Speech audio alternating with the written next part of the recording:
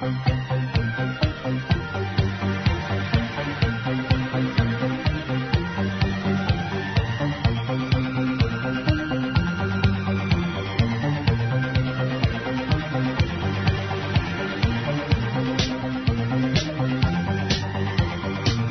the high deserts and the great American Southwest, I bid you all good evening, good morning, good afternoon. This is Midnight in the Desert, and I'm Art Bell.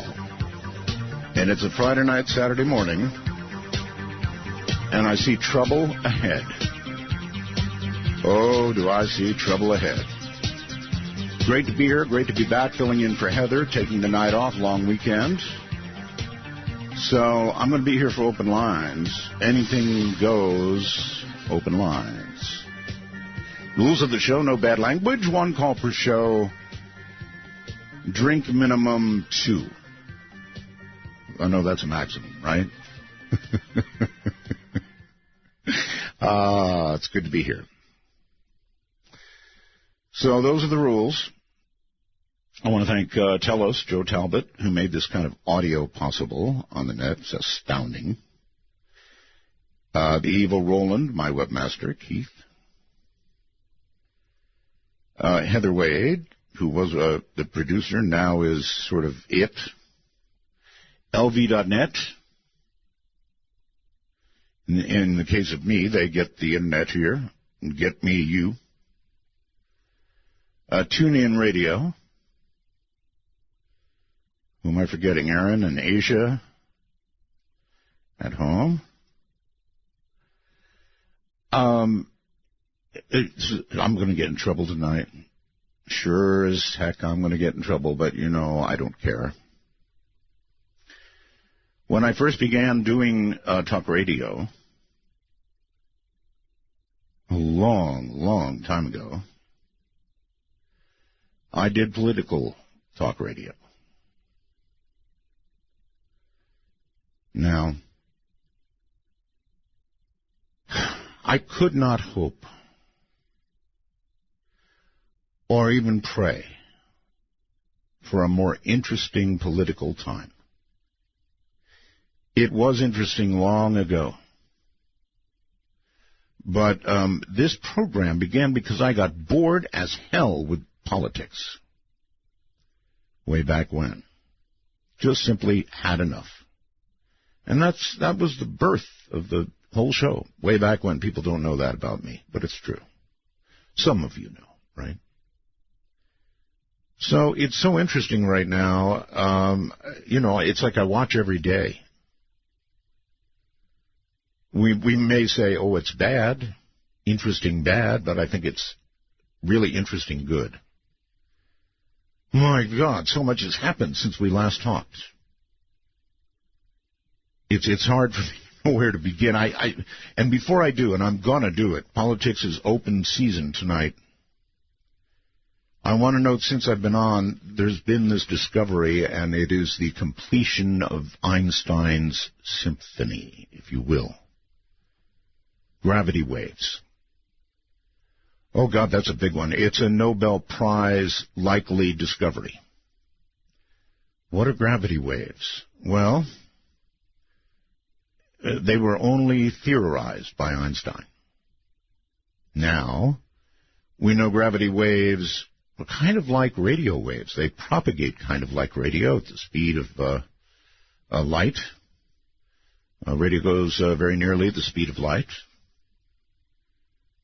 And gravity waves at the speed of light. Now, they have just barely detected them because of the dance and finally the embrace of 2 black holes. Fortunately for us, I guess, the black holes, well, they became attracted, frankly. And then, like the egg and the sperm, they merged.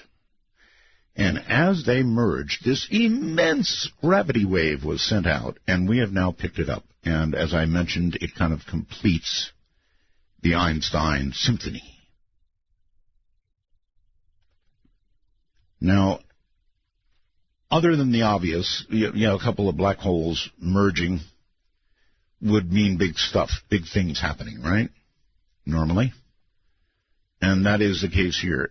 But let's look down the line a little bit with gravity waves. They're produced by objects with mass at some level, right? Even you produce a gravity wave when you move around somehow or another. Not that we can detect it right now, but you have mass, and so, yes, you emit a very tiny gravity wave, the Earth a bigger one.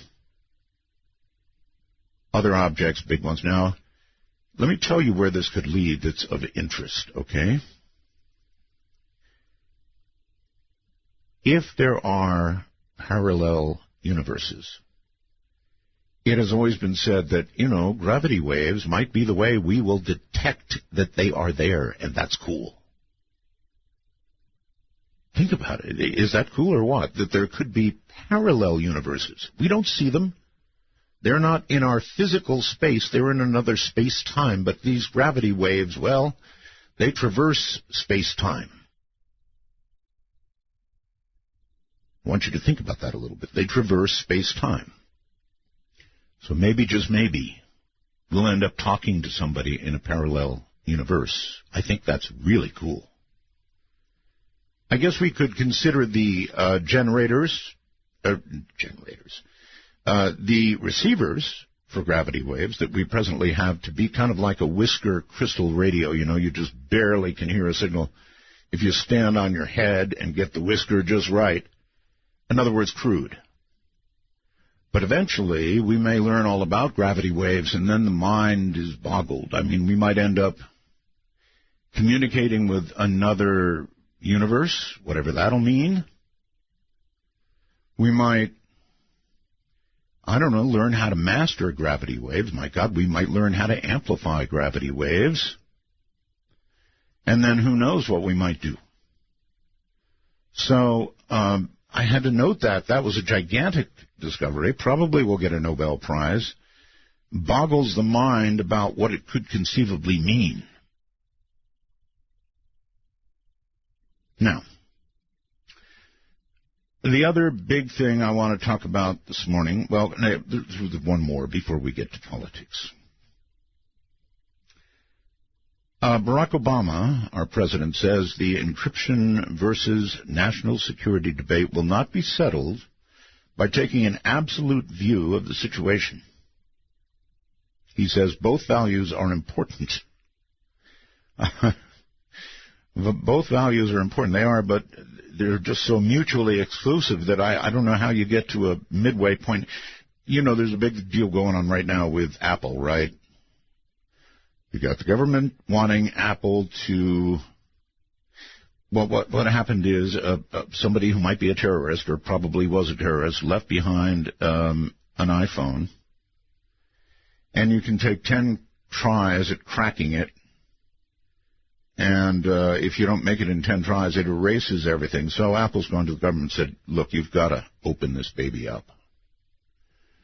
We want to know what's in there. Apple's saying, well, if we did that, and we can do it, it would potentially get out, and everybody's apples would be no longer secure. So it seems to me these two things are really almost mutually exclusive in that you just can't have it both ways. Either you have privacy at this expense, or you don't. You decide that safety over privacy is the way to go, and you just don't let them have it. Apple stands their ground till we come at them with a knife and carve them up, I suppose. I don't know. It's the government, right? Donald Trump.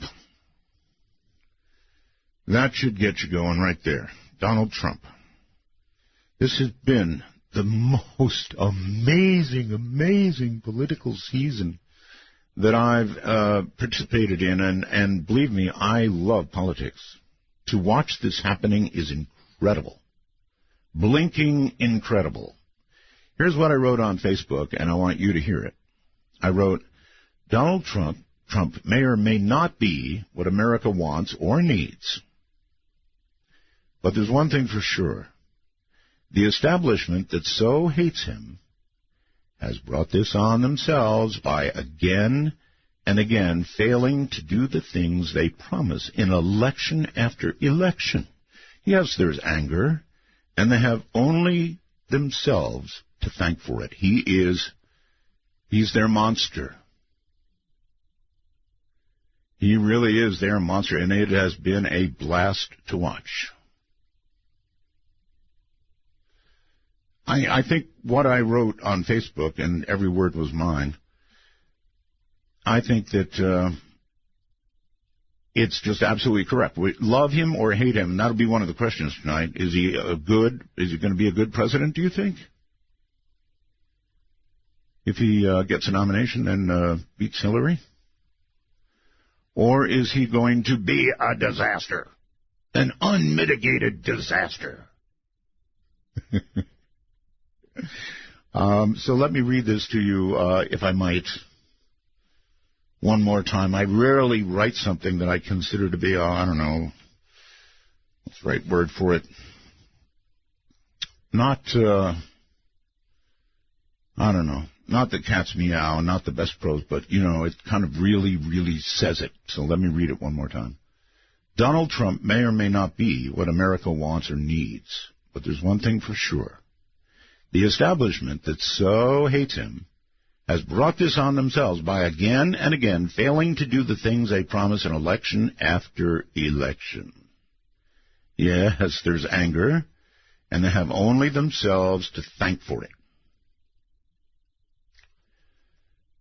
So watching all this happen, I watched Chicago. I watched every minute of Chicago tonight. I was dismayed, to say the least. CNN just about had a cow saying, oh, my God, Donald said this or that, said something, and now look what we have. All these, well, they didn't say it, MoveOn.org people clogging the streets, starting fights. But we need to find a way to blame it on to Donald. So we've heard him say that ain't the way they did it in the old days. Right? That they got carried out on a stretcher back then? The Chicago of old, right, during the Vietnam War? It was very reminiscent of that, but CNN about had a cow. About had a cow. Had to blame it on Donald. So one of the questions tonight is Trump, good president, or is he going to be a good president, do you think? Is it possible? Or is he going to be an unmitigated, I love that word, unmitigated disaster? And there's more, but I've got to take a break. So we will do that, and I will continue. So anything goes tonight, but I'm definitely not ruling out politics. If you want to call about that, it's going to be just fine. I'm Art Bell.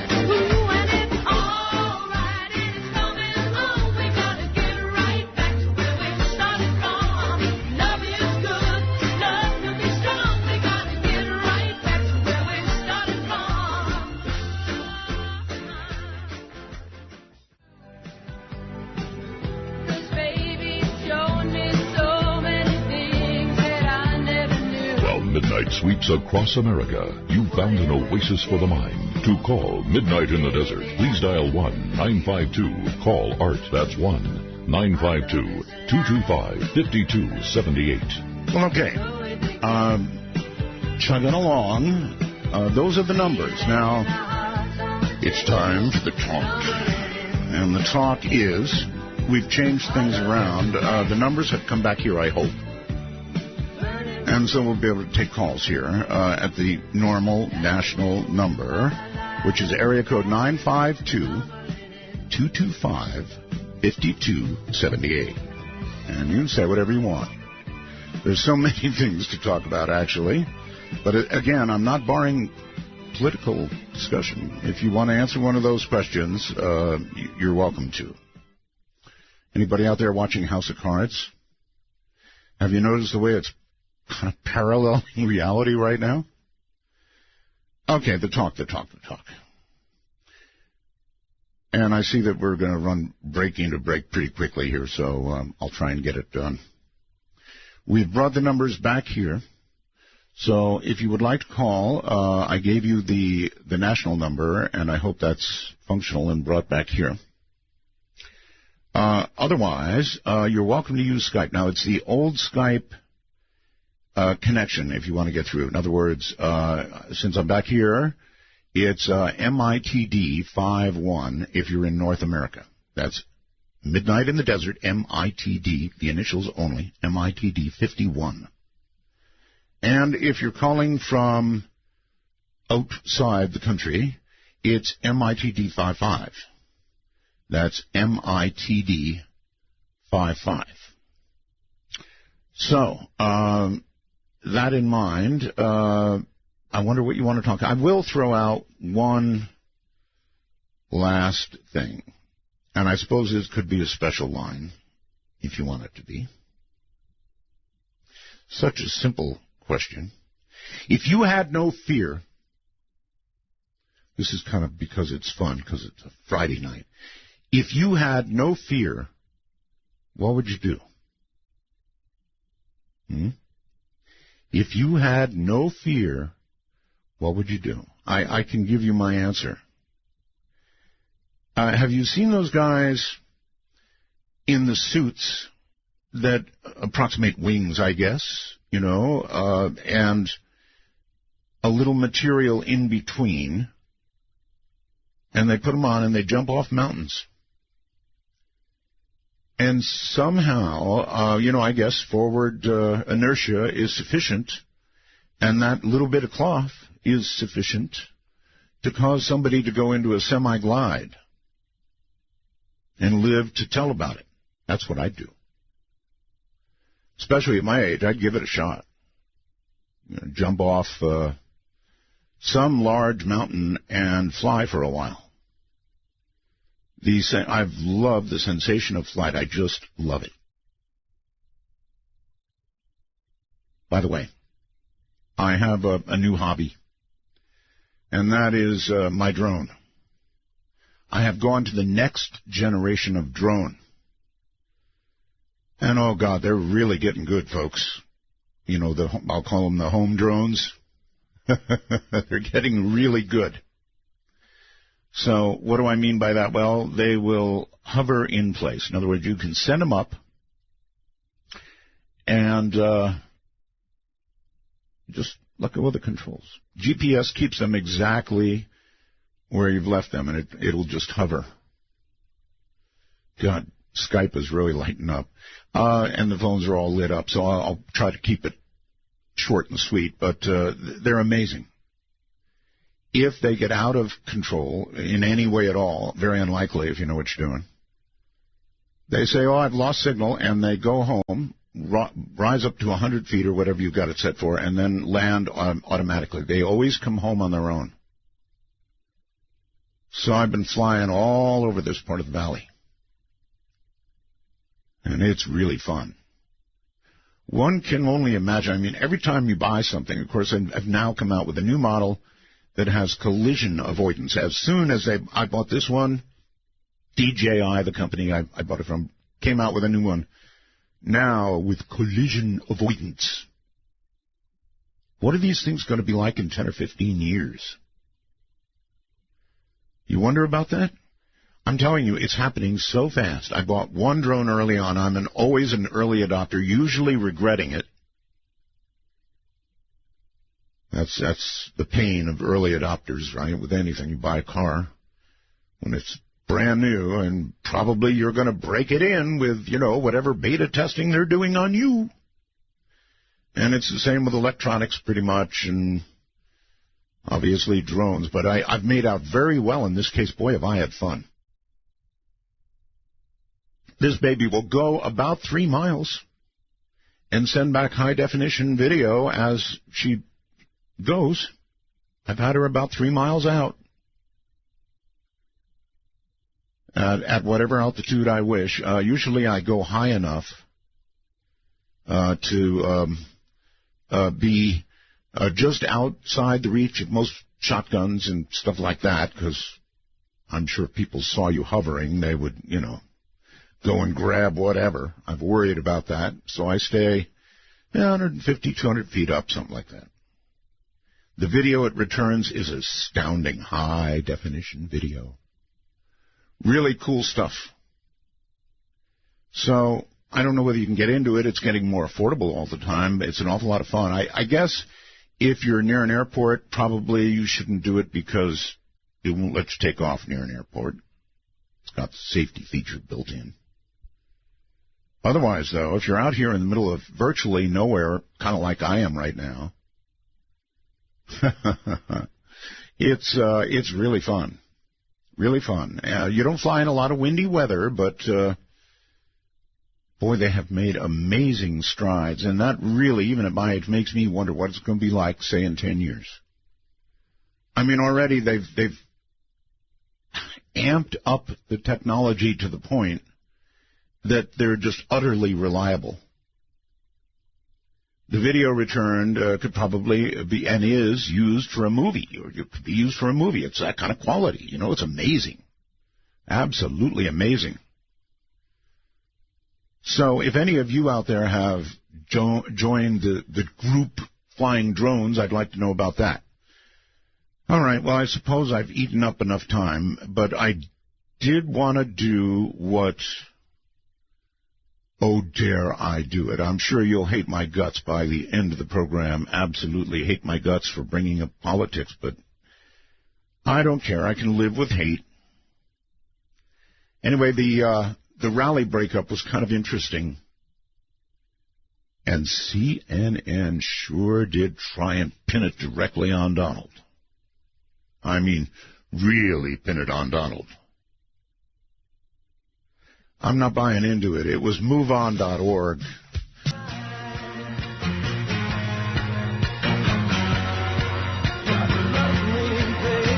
While midnight sweeps across America, you found an oasis for the mind. To call Midnight in the Desert, please dial 1-952-CALL ART. That's 1-952-225-5278. Well, all right. Anything goes. Open lines are just about to happen.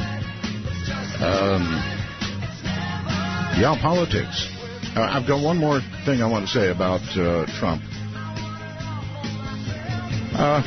Ben Carson endorsed Trump today. And I was thoughtful about that. Ben Carson, I think you would have to say Ben Carson is like the mildest of the mild. A thinking man for sure, right? So I would say for many out there, the endorsement of Carson would have been shocking. I mean, those of you who think that Trump's a stump, basically, those of you that think that way would be quite shocked that Dr. Carson has endorsed him. Anyway, enough.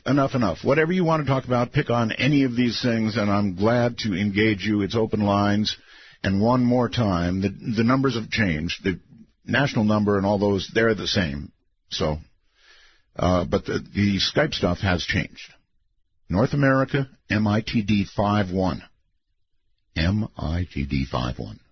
You really sound good on Skype, too.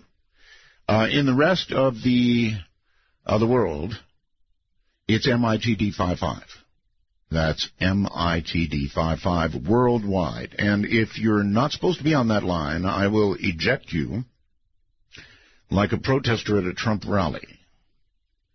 So let's go to the phone, start here, and say, good luck to us. You're on the air. Hey, Art. Hey. Great Friday night.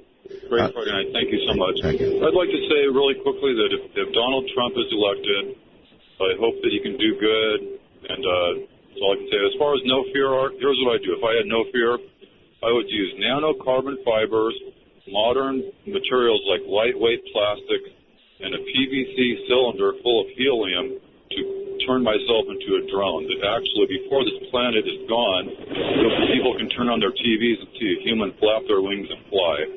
What are you what are you calling me on, sir? Oh, I'm calling you on a cell phone. I'm at work right now, trying to keep the background noise low. But I'd just like to someday see a human being be able to, maybe not with definitely not with the grace of a bird, but to be able to use modern materials and maybe a little bit of helium for lift, and actually be able to, with a little bit of assistance, flap some wings and fly. And I really think that is possible with modern materials and modern technology. All right, sir. Well, listen, thank you. I'm all into it, flight. But I don't want to have to use helium.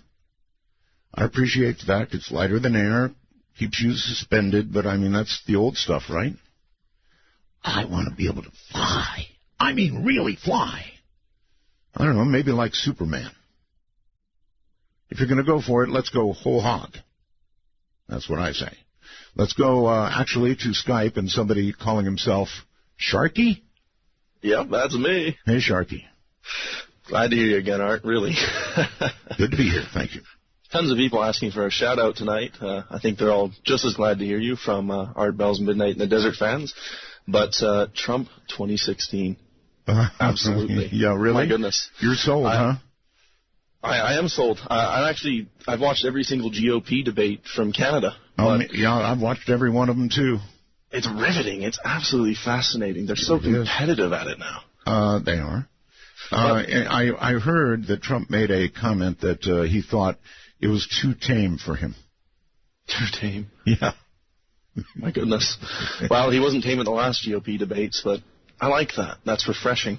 Yeah. One thing, though, I don't understand is a lot of people, they criticize Trump so much, but meanwhile they know so little about politics. Is he getting criticism, really? Yes, of course.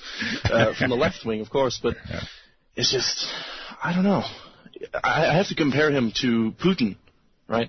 The little bromance that everybody says they have going on. I see so much of Putin in Trump, right?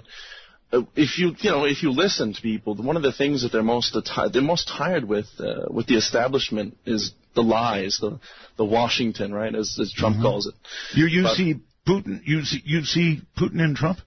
I do. I really do. Well, I mean, if you think about it, who is the most American of the candidates? Who's the person that matches the most stereotypical idea of an American out of all the candidates right now? I would say it's Trump. And just in the way that one of the most stereotypical Russians you can think of is Putin. He's the perfect image of Russia.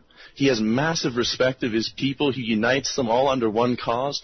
And Trump, he seems like he's a bit of a revival of that in America. What about the charge that many are making that it's a quick trip to another Hitler? I don't understand where they're getting that from.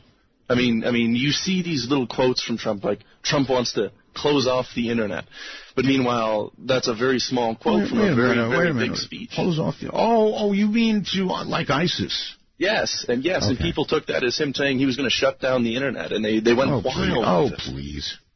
It's ridiculous. Yeah, that is ridiculous. So you're completely sold. Do you have any prediction about, there's two big states to watch, of course, coming Tuesday, right? That'd be Florida and Ohio. What do you think? Florida and Ohio. Yep. I think Trump will probably take Florida, but Ohio is a little far north. I think there's a lot of liberal Democrats going on up there. Well, there are, sir, but, all right, thank you very much. Let me tell you something. What isn't getting much publicity, because I don't think that CNN would want to talk about it, and yeah, I do watch CNN, is the fact that lots and lots of Democrats are coming across. Call them Reagan Democrats, call them whatever you want. They are so interested in Trump that they're coming across and registering and voting for him. So, what his ceiling is, I'm not sure, but, they're always talking about ceiling. You cannot possibly go past 35%. Well, of course you can. If a lot of Democrats walk across, grab Republican ballots and vote for him, sure you can. There's a lot of that going on. And now whether all this boils well for him or he sinks like a rock after what happened, for example, tonight, if CNN is able to pin this on Trump personally, and they were sure trying. Man, oh man, were they trying. Yeah, but he made a comment about somebody getting socked. So he's bringing all this on. Well, no, MoveOn.org did this. I mean, that's just the truth. Okay, it was intended. Phone line, you're on the air. Hello. Well, hi, Art. This is Tom in Los Angeles. Hello, Tom. How are you? I'm fine. You could ask me any question about politics, and I'll have an opinion. But I'd rather make a quick joke and then talk about Fukushima. Wow, really? A joke and then Fukushima. That's quite a combination. But go ahead. Well, California conveniently just passed the right to die mercifully law, and that becomes effective on June 9th, which conveniently is about 10 days before Trump becomes the GOP candidate. And so California has some options. Are you sure about that? Yes. I mean, really, really sure that he's on the way. This is it. I mean, they really tried hard with this messed up rally tonight. Yeah. To blame it on Trump. You don't think it's going to stick, huh? Oh, no, it won't stick, but I think that you've got the crossover incorrect. I think that Bernie Sanders picks up the crossover vote from the other Republicans that are not Trump. And that Bernie Sanders will have a huge surprise for Hillary Clinton because nobody believes her anymore. Well, she does have trust issues, yes. Yeah. So my personal opinion is that Bernie Sanders against Trump will be the ticket, and both of them are reeling in a lot of maybe first-time voters or occasional voters. Did you watch the last Democrat debate between the two? I did, and I was quite offended by Hillary trying to say that Bernie was bought by the Koch brothers, the energy industry. Yeah, I don't know. How does she get away with that? I mean, or even close to that. Bernie's got these little donations that come from millions, so come on. Right. I mean, he's got like 10 $3 donations from me just so I can run his numbers up. Yeah, and your Koch brothers wouldn't be supporting that anyway. No way. So how could, Hillary's credibility just goes down the tubes. And for her to say that Bernie wanted the auto industry to fail, they needed their $18 billion and that whole TARP thing that he voted against was like $700 billion. So whatever Bernie's opinion was about not giving $700 billion to the banks was not a vote against bailing out the auto industry. He voted, 6 weeks before that to bail out the auto industry. Hillary just is got some bad advisors that are telling her to go for the throat with Bernie when she should just, waltz into the end of July convention a winner instead of, ruining her own chances. No, I don't see Hillary going for the throat. She doesn't do it like that. She's not. She admits herself she's not the consummate a politician at all. Well, this is something she did admit recently, but that won't stop her from trying. Well, she is pretty consummate, actually. But she says, she just doesn't have the gravitas, that her husband does and others. Well, that's true. And she also, there's a funny thing about men. They can't listen to women who are yelling. It's very difficult, even for me, to keep my hand off of the volume control during these debates. Uh-huh. And I feel the same way about the tone of voice of Cruz. He has this whiny buzzard type of, whiny buzzard. That's pretty good. Whiny buzzard. I haven't been able to put my finger, but I'm telling you, man, something about Cruz totally freaks me out. I don't know what it is. I look at him and I listen to him. I don't know. He creeps me out. I mean, I'll tell you what should creep you out about Cruz. Himself and his father are these evangelical, righteous sons of guns that think God has selected Ted Cruz to lead our country in this caliphate type of Christian world. And that's scarier than Trump at any time. Are you a Trump fan? No, I'm a Bernie guy. You're a Bernie guy. Yeah, I really the Bernie. Yeah. I will give Bernie this. He is really, really getting his message across. I mean, there's no two ways about it. Loud and clear. You know what? I sound like a broken record to everybody I speak to. You know, the old rule is talk to 20 friends and 50 strangers if you want to help your candidate. Yeah. And I feel like I'm a broken record because I can repeat his top 12, top hits pretty easily. And I can be pretty convincing. I mean, it's pretty hard to persuade a Republican off of their position no matter what. Mm-hmm. But to get a liberal out to vote, maybe even for the first time, in 10 or 20 years, is I'm very persuasive when I speak Bernie's language. All right. Let me run this by you. Is it true or is it not true, sir, that when you look at Bernie Sanders and you look at Trump, when it comes to at least trade, they are just about on the same page? I think that Bernie has some credibility on the trade issue, and that Trump has picked it up as one of the thorns in the side of Americans, so he's running with it. I don't believe Trump believes a word he's saying about trade, but I do think they have the same position. Well, I respectfully disagree with you, and I appreciate your call. Thank you.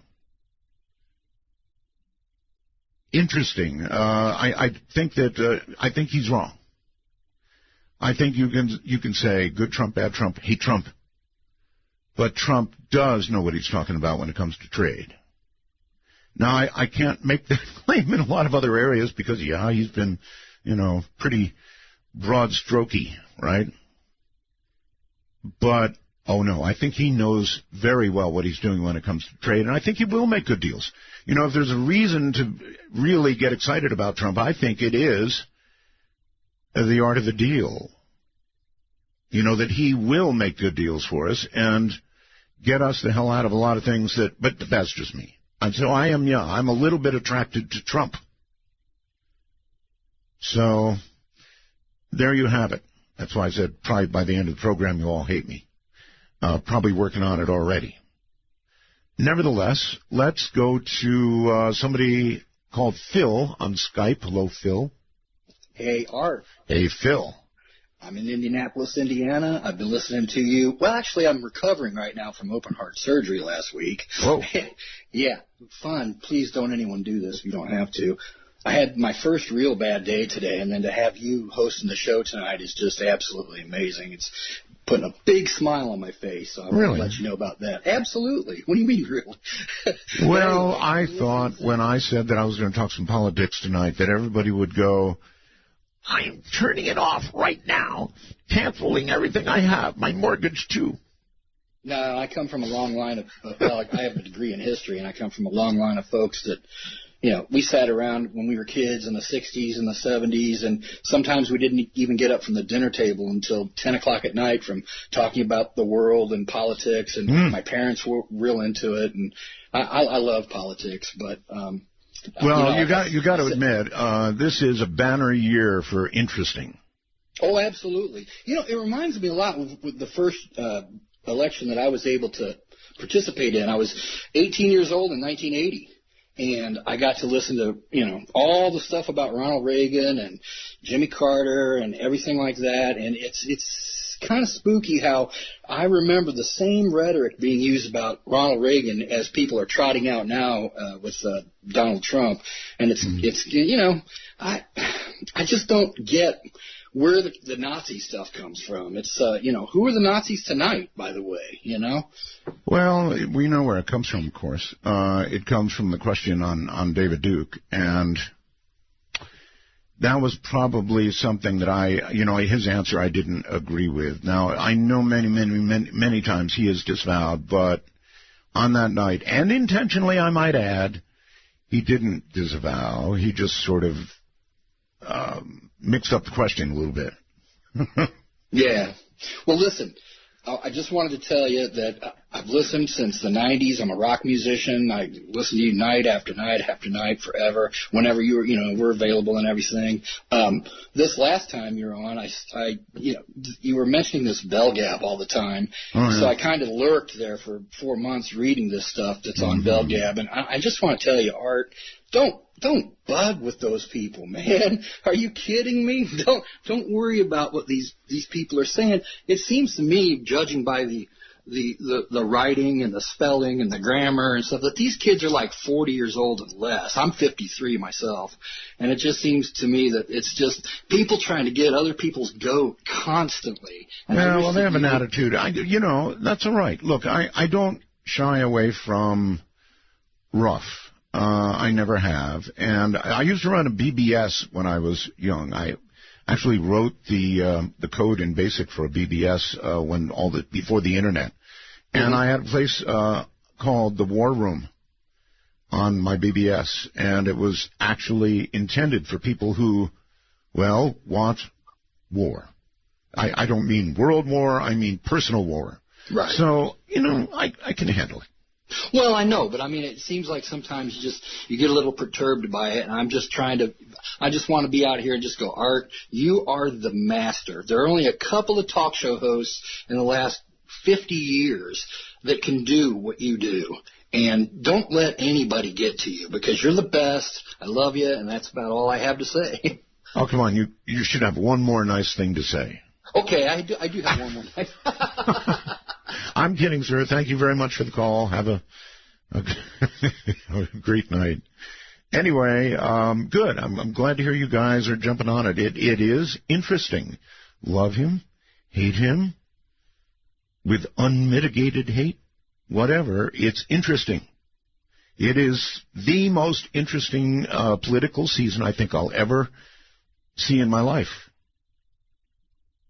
It's even better than House of Cards. And I love House of Cards. Binge watch it whenever I can, but anybody out there, Mr. and Mrs. Trump by acclamation, right? Some of you will know what that means.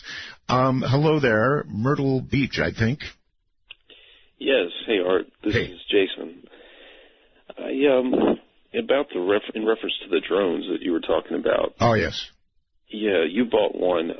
Just for my information, do you have to have a special license, or can anybody go out and... Well, anybody can go out, but you do need simply to go up to a website and register your name, pay $5. You'll get a little decal I hear now. It's the FAA website, and you get a little decal with a number on it, and that's all you've got to do. It's $5 and a couple minutes to do it. That's all. Okay, well, that clarifies it a little bit. The reason I bring that up, I was thinking about what you were saying, and my head being the way it is, I'm thinking about human nature and 15 years out, and the way that if, let's say, half of your block owns a drone, well, the nosy neighbors and that kind of thing, people will be putting cameras on these things, and they come cameras pre-installed, sir, including 4K video if you want it. So their privacy is going to kind of become a thing of the past, I think. I don't think so. I would never dare hover my drone, for example, outside somebody's window, because sure as can be, they're going to go find a rifle or a shotgun or even handgun at that distance and put it out of its misery. And that's a lot of money down the drain, so no. That's true. I can see that. It just got me thinking, because even if in the world of crime, I can see, I don't know, even that far out, people putting guns or something remotely flying around if they have an enemy or something. They've already put a handgun on a drone. And what was really cool is the drones hold position by GPS, so if you watch the video of it being fired, boom, and the drone backs up and then goes right back to immediately to the position it was in, that it's holding on GPS. So you can see the recoil, and it would come right back. It was amazing. So they're already doing it. Well, it's going to be a brave new world 15 years from now, that's for sure. one other thing in reference to this may be a little ethereal about the thing that you would fear. Well, if you no. The thing you would do if you had no fear. If you had no fear, period, at all. Right. That's right. I guess I don't know what I would do if I had no fear at all. I think I would be worried about a world where people had no fear. Well, the purpose of this question, sir, it applies only to you. Okay. So if your fear was completely gone, you'd do anything you want, what would you do? I would probably, if the means were there, would attempt to go into outer space if I had the money or something like that. Really? Even knowing it might be a one-way gig? Exactly. And maybe even Mars. That would be very tempting to do. And I think if I had no fear, I would do it. Yeah. Mars. Yeah, that is probably a one-way ticket, and a lot of people have signed up to do it. I don't know what that says about people. Maybe it says a little...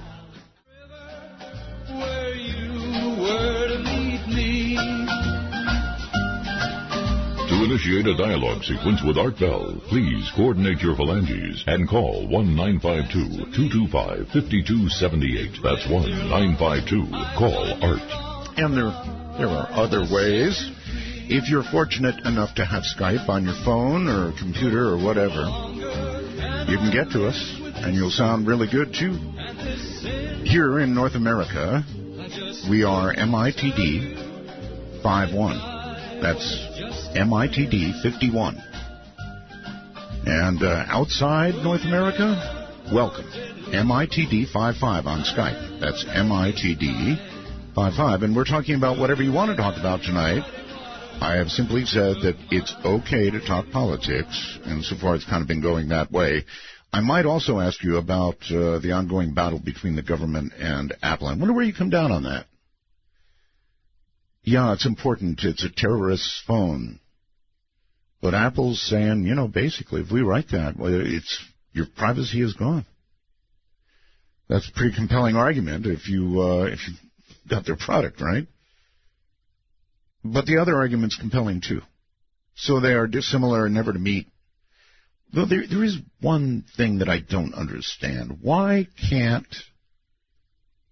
the government just give the phone to Apple and say, open it, don't tell us how, and then give it back? We'll do what we have to do with the phone, and that's that. So that way Apple could keep the code that got the job done secret, but open it for the government. Now, there's probably a hole in that theory somewhere because they haven't done it. It seems like a common sense solution to me, if possible. But they haven't done that, so there's got to be a reason why, right? Let's go to... I'll just hit this, and it will pick Hayes, Kansas, I think, on Skype. Hello there, you're on the air. Hello? In Hayes, Kansas is what it says. You're on the air. Going once, going twice, going 3 times. And hello there, you instead are on the air because whoever it was in Kansas went away. Hello? Hi, Art. Hello. How have you been? Very well indeed, thank you. How about yourself? Oh, I've been good. Where are you? For you. Uh-huh. I'm from Spokane, Washington. Okay, Spokane. Excellent. Yes. And I've got a ham radio joke for you. A what joke? Ham radio. Joke. Ham radio. Okay, go ahead. What did the ham operator say when he fell off his tower? Ouch, that mega hurts. Yeah, thanks for that. I'll remember it when I'm climbing. Yep. Yeah, all right. That's all I got for you, Art. That's it. All right. Thank you very much. Have a Right, good morning, or whatever it is, wherever you are. Hello there. You're on the air. Hello, Art. Hello. Yes. Hold on a second. I got to turn something off. Okay. Yeah, I'll always do that. I mean, You got plenty of warning you're going to be on the air, so. Well, no, it was a furnace that kicked on and it was loud and it just kicked on. Oh, okay. Yes, I was going to tell you that about what you would do if you had no fear. Yes. And it involves kind of, you'd have to have money too and technology, I guess. But you gave me the idea, but not flying. But I would want to dive into the ocean if I had a suit that could like change seawater into oxygen or whatever, and you're protected from pressure and temperature and all that. Oh, that'll come soon, sir. Science is advancing quickly, and if you want gills, you'll get gills. But I mean, be able to go deep and check and investigate these USO bases. Yeah, well, that's what gills are for. With cameras on it and stuff, you know what I'm saying? Sure. Yeah, sure. Yeah, that's what gills are for. If it wouldn't be that hard to do. They're coming right along with genetic science, and before you know it, you'd be a fish. Hello there, just says U.S. Cellular, so you get away with that. Welcome to the show. Hello? Hello. Hi. Hi. Oh, okay, great. I have a million questions to ask you. This is Heather in Providence. Hello, Heather. Hello. But I guess I'll stick with the mundane. I have a question, because I know you're a huge Trump supporter. No, wait a minute. That's not fair. I'm not a huge Trump supporter. I'm excited by what's going on. I haven't decided if I'm a huge Trump supporter. But go ahead. Well, I mean, how do you feel about him, like, kicking protesters out in, like 9-degree weather and saying to take their coat before they kick them out? Well, it's not as bad as water. It's not as bad as waterboarding. No, it's not. Give me your coat. You're out of here. But, that's kind of, nothing. I mean, it's kind of, well, I don't want to say it, but yes, I'm going to say it, fascist. Why not take their coat and their shirt? Now, see, that's embarrassing. Well, no, because you're not supposed to do that to people that disagree with what you say. Yeah. Right? Yeah. I guess that's right, yeah.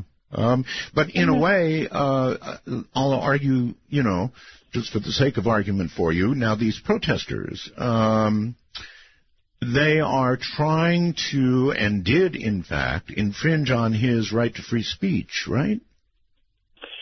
Well, yeah, they were trying to, well, no. They did. I mean, he didn't get to speak. He had to cancel the rally for fear of violence. He didn't cancel it, though, did he? He did. No, he didn't. He did. No, he did.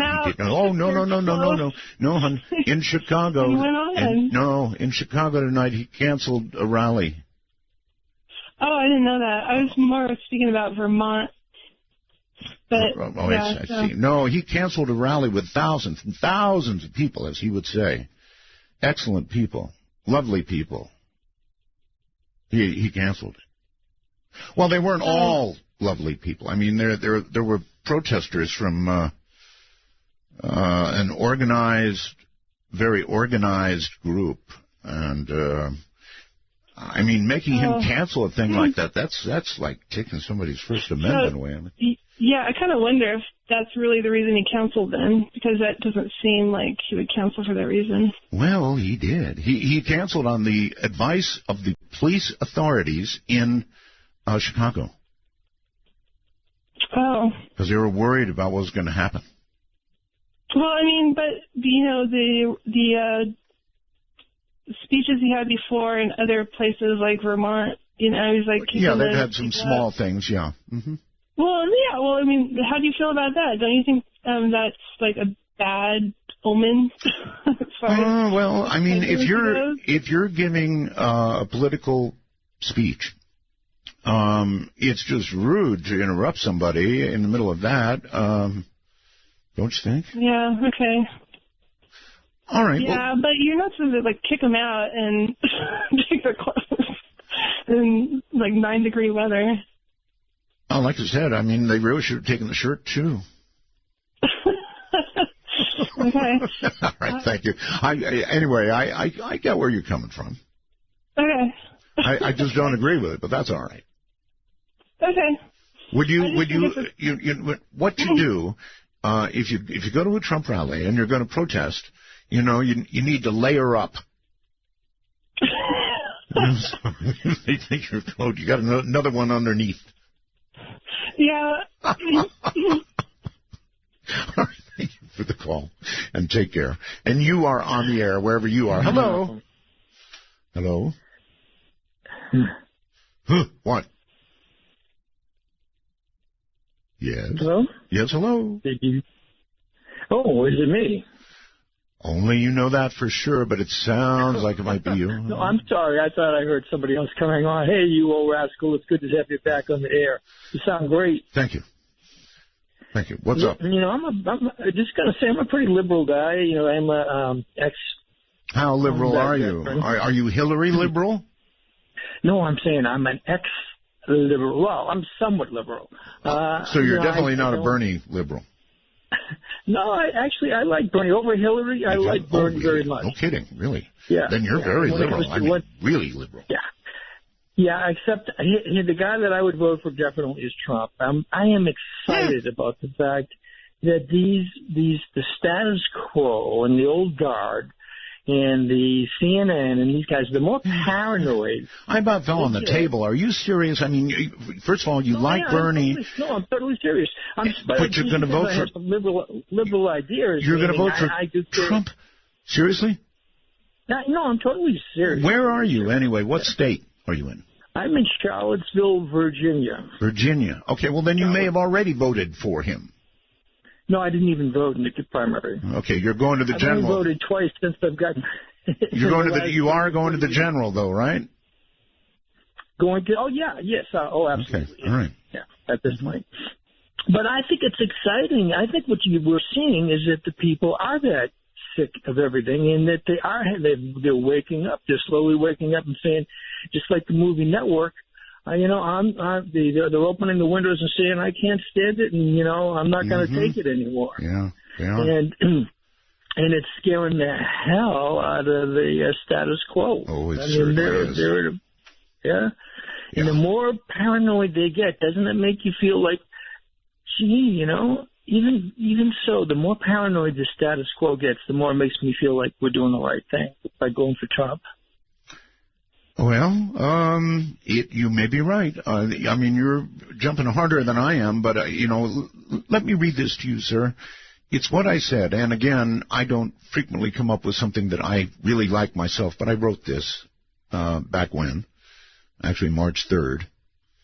Donald Trump may or may not be what America wants or needs, but one thing for sure, the establishment that so hates him has brought this on themselves by again and again failing to do the things they promise in election after election.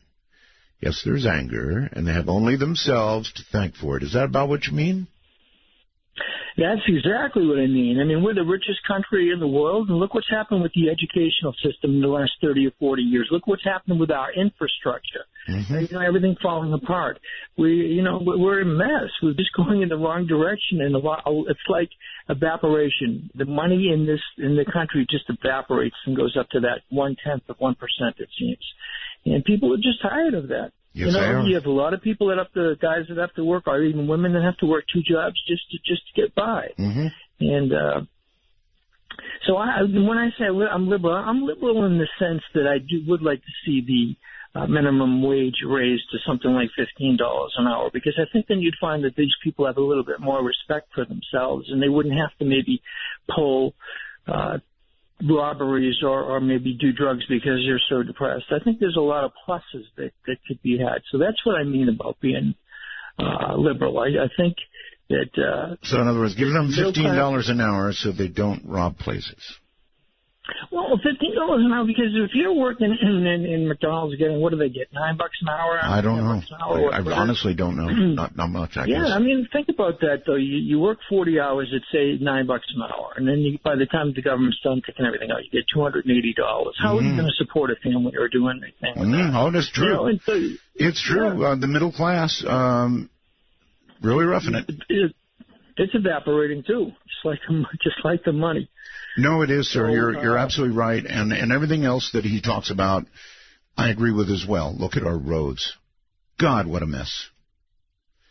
I remember back when I was young, that you would drive out west, you'd hit the California roads, and when you got to California, the roads were like heaven, because they were relatively new at that point, right? They were great. Just cruising along smooth as can be. But the roads in California now are a holy disaster. Quite literally. The bridges aren't safe. And, yeah, America has been deteriorating, and in meaningful ways, too. What is it we are? Number what in education now? We're the richest country in the world. Come on. We can't educate people? That's the future. If you don't have an educated population, you certainly aren't going to have jobs no matter what. At least anybody can do them. Okay, let me go to, looks like Hays, Kansas, I guess. Hello? From the Great Plains of Kansas, this is James, listening to you on a software-defined radio on WTWW. Way to go. 5085 on your shortwave dial. Actually, it's a software-defined radio. It's a little USB tuner that I have run up to a long wire antenna and a digital antenna. Yeah, a lot of people don't know we can be heard on shortwave. They just don't know that. Oh, it's great. We transmit worldwide. They're a great group of people. Yes, they are. Okay, so I wanted to weigh in on the whole Trump thing, but first I think I want to ask a question that all of your diehard fans should be asking. How did Asia do on the regional spelling bee? Okay, see what you think of this. I'm no fan, by the way, of Common Core, but Asia did this. She won the spelling bee in her classroom. That was the first thing she did. Then she won against a third grade class in the school. And then she's representing the school, the whole school. She went on to the big spelling bee, district-wide. But here's what I thought was a little bit unfair. She got knocked out in like round 11 or something like that. I can't remember what it was. But what I thought wasn't fair was that they gave third, fourth, and fifth graders were all lumped together. Now, how can that be fair? I mean, she did really, really well, and she beat all the other third graders. But really, by the time you're in fifth grade, you're at a whole new level of expertise in spelling. Anyway, that's what she did. She went quite a very long way in it, and I was so proud of her.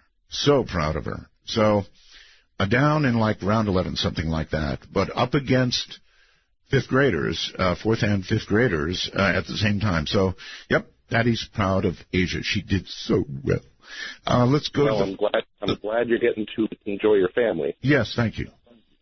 Okay. With the whole Trump thing, my thing with Trump, the thing that I'm worried about, is he seems pretty hot-headed, and he seems like he refuses to admit when he's made a mistake. And I don't know if I want a guy like that with the nuclear football at his disposal. So, in other words, if he pushed the button and sent the intercontinental ballistic missiles with thermonuclear warheads toward Russia, you don't think he'd apologize if he realized? Oh, I think that we wouldn't get a chance to hear an apology, but that's just my take on it. All right, thank you very much. Well, I know a lot will grind their teeth when I say it, but I think there are two Donald Trumps. One that is campaigning for office and another one that would help the country. Just my take on it. He'd make good deals. And that's what politics is. It's deal-making. Do I think he'd get angry at, have a hot phone call with Putin and then push the button? No, I really don't. Although that's an issue that people are going to worry about. Do you remember a long time ago, are you old enough to remember the nuclear mushroom cloud inside the little girl's eye? It was an election long, long ago that most of you probably don't remember, but that was used against a politician. The concept of a little girl's eye, and the camera came zooming in on the little girl's eye, and there was a nuclear mushroom cloud. And, of course, the inference that that man is going to get us into a nuclear war. On Skype, Rhonda, I believe it is. You're on the air. Hello, Art. Hello. This is Rhonda in Arizona. Hey. I got to tell you, I work in the ER, and a few weeks ago before flu season, I turned some people on to your man flying into Area 51 call. Oh, yes. I had ER doctors and surgeons and nurses glued to the YouTube. That night, I kid you not, this light kept going on in a room that there was no patient in. Ooh. Happened 4 times. Do you know what that room number was? No. It was 51. Room 51, really. How weird is that? Nobody in the room, and the light just kept going on all by itself. Yep, fairly weird, I would say. We miss you. Shout out to DM Talk, and your voice is awesome. Well, so's yours. Thank you very much for the call, and right. And take care. DM Talk. Yeah, they follow the show along. Just in that room, huh? Room 51. I think that if I went to the hospital and they assigned me to room 51, I do favor that number. And by the way, I meant to mention there is a new area. Did you know that? I didn't. Area 51, just over the hill from me here. And now the brand spanking new so-called Area 6. Now, Area 6 is interesting. It is located inside the area where we tested nuclear weapons. So you would think it would be hotter than a firecracker, even this many years later. But I guess they don't get a lot of, intruders. You'd be out of your mind, right? Going to Area 6? No, I don't think so. You can hear the rads clicking from here. So I don't know if that's real or not, but that's what I've heard, that there is an Area 6. Wouldn't you like to know what they're doing there? Let's go to the phone, and hello, you're on the air, wherever you are. Hello, Art. Hello. This is Mike in Montana. Hey. I was listening earlier about the Trump thing, and my wife kind of likes him. She's wanting somebody to really do a change on the country, to maybe turn things around. Your wife wants him. What do you want? Well, I'm in a predicament where I can't do anything. I'm one of the disenfranchised from ever voting again. Well, they have little pills for that. Yeah, but right now there's about 50 million of us out of 350 million. Yeah. I'm just messing with you.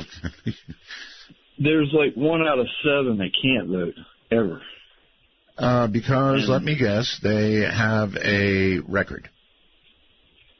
Either a record or, something that prevents them from voting, either by being illegal, alien, or you could have a record.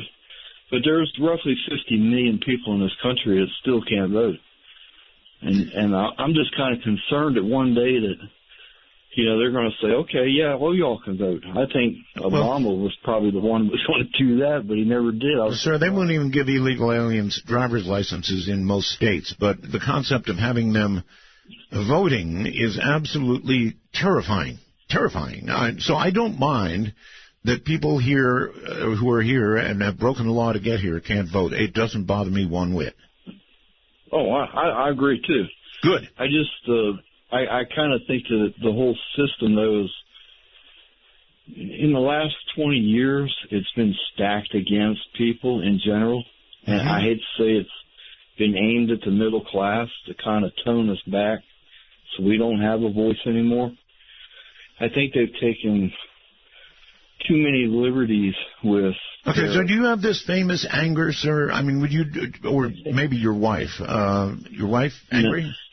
Well, no, she loves Trump. She thinks he'll help the country. And I was in manufacturing for 38 years. I just lost my job here a year ago. But the country has been on a downslide for a long, long time. And I just see it, if Trump can't do it, who can? I mean, really. I mean, Cruz he reminds me of the Penguin. Listen, we've got a break. You want to hang on? Sure. All right. Stay right where you are. You keep saying you got something for me. Something you call love, but confess. You've been a messin' where you shouldn't have been.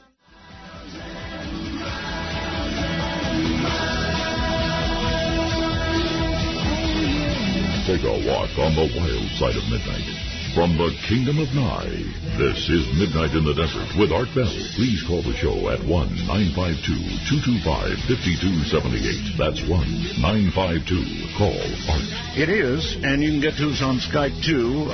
Here in North America, we're MITD51. That's MITD51 on Skype. And outside of North America, rest of the world, it's MITD55.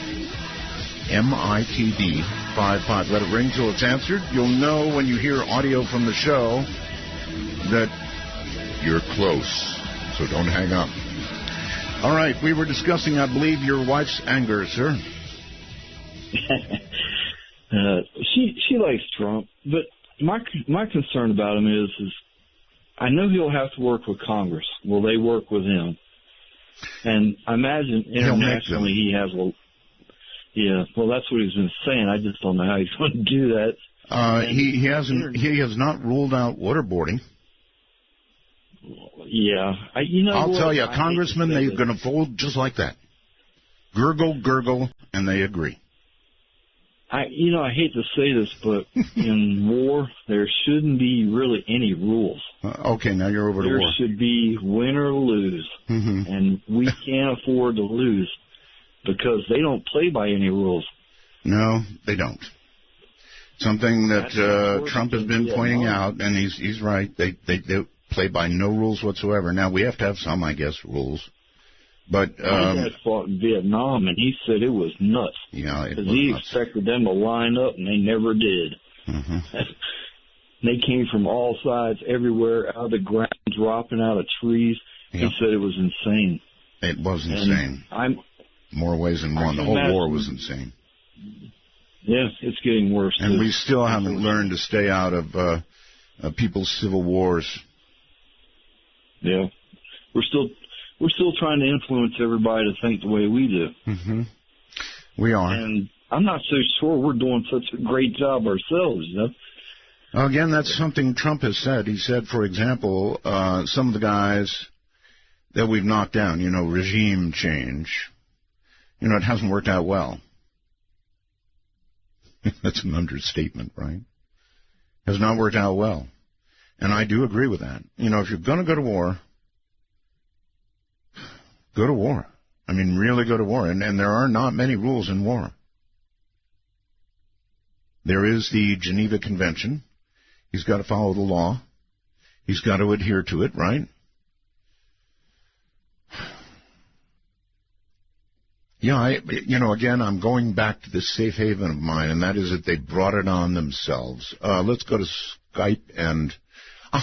Crypto Lord, that's your name, is it? Art, so good to hear you tonight. Okay, so somebody named Crypto Lord ought to have an opinion on Apple and the government, right? Yeah, it's kind of hard to say about that. I kind of think that Apple should stick by their guns on it. And not, give up the code or anything. I am in agreement with that. I figure somebody named Crypto Lord is like really, really into the internet and tech stuff like that, right? Yeah, remember I emailed you that time about Windows 10. In fact, I've got a good story about Windows 10 for you. Did you put 10 on your computers yet? No, I have not. I'm not buying into it. I'll tell you why. I had this giant message inviting me once again to Windows 10, telling me that there could be no file left behind or something enticing like that. And I thought, cool. And then there was a little thing that said, check your system. next to it to see if there might be any files left behind.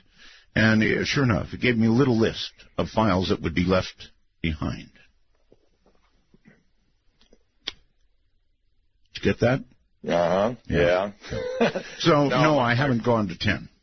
Yeah, my friend, give a shout-out to my friend Tristan. He lives out here in the San Diego area, too. He's the one who turned me on to your show years and years ago when, you were first on.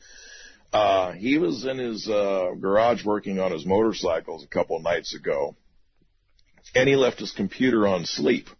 Mm-hmm. So he was gone for about 3 hours, and he was getting the same messages you were getting. Mm-hmm. So he came back in from the garage and took the computer out of sleep, and Windows 10 had installed itself. There was actually a rumor going around, sir, that there was going to be a day when they were going to do it to you whether you wanted it or not. Well, it happened to him. He's got Windows 10 on there. And he's well, not maybe too he happy just about inadvertently hit the wrong thing, or there might have been a little power surge, or who knows. And a non-response turned into a yes, convert me. I'll take it now. Hey, Art, can I ask you, since you've been away from the mic for a while now, have you been eating any more light bulbs? I remember that one of those last shows you had, and I remember you were on Periscope holding the light bulbs up, and I was thinking about that tonight when you came on. I did. I didn't think it did any good to do that, but I did go on Periscope. I held up a real light bulb, and then well, let me ask, did you buy it? When you heard that crunch, did you think that I had done it? 50-50. So maybe you've got some potato chips sitting there next to you, or you're actually eating that light bulb. Yeah. Those good old days. Anyway, is that it? Anything else? One last question I keep forgetting to ask you when I've called up in the past. Whatever happened to the Trans Am? Do you still have your Trans Am? Damn right I do.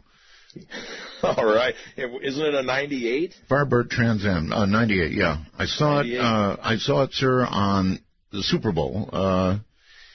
They trotted it out on the Super Bowl, and it was probably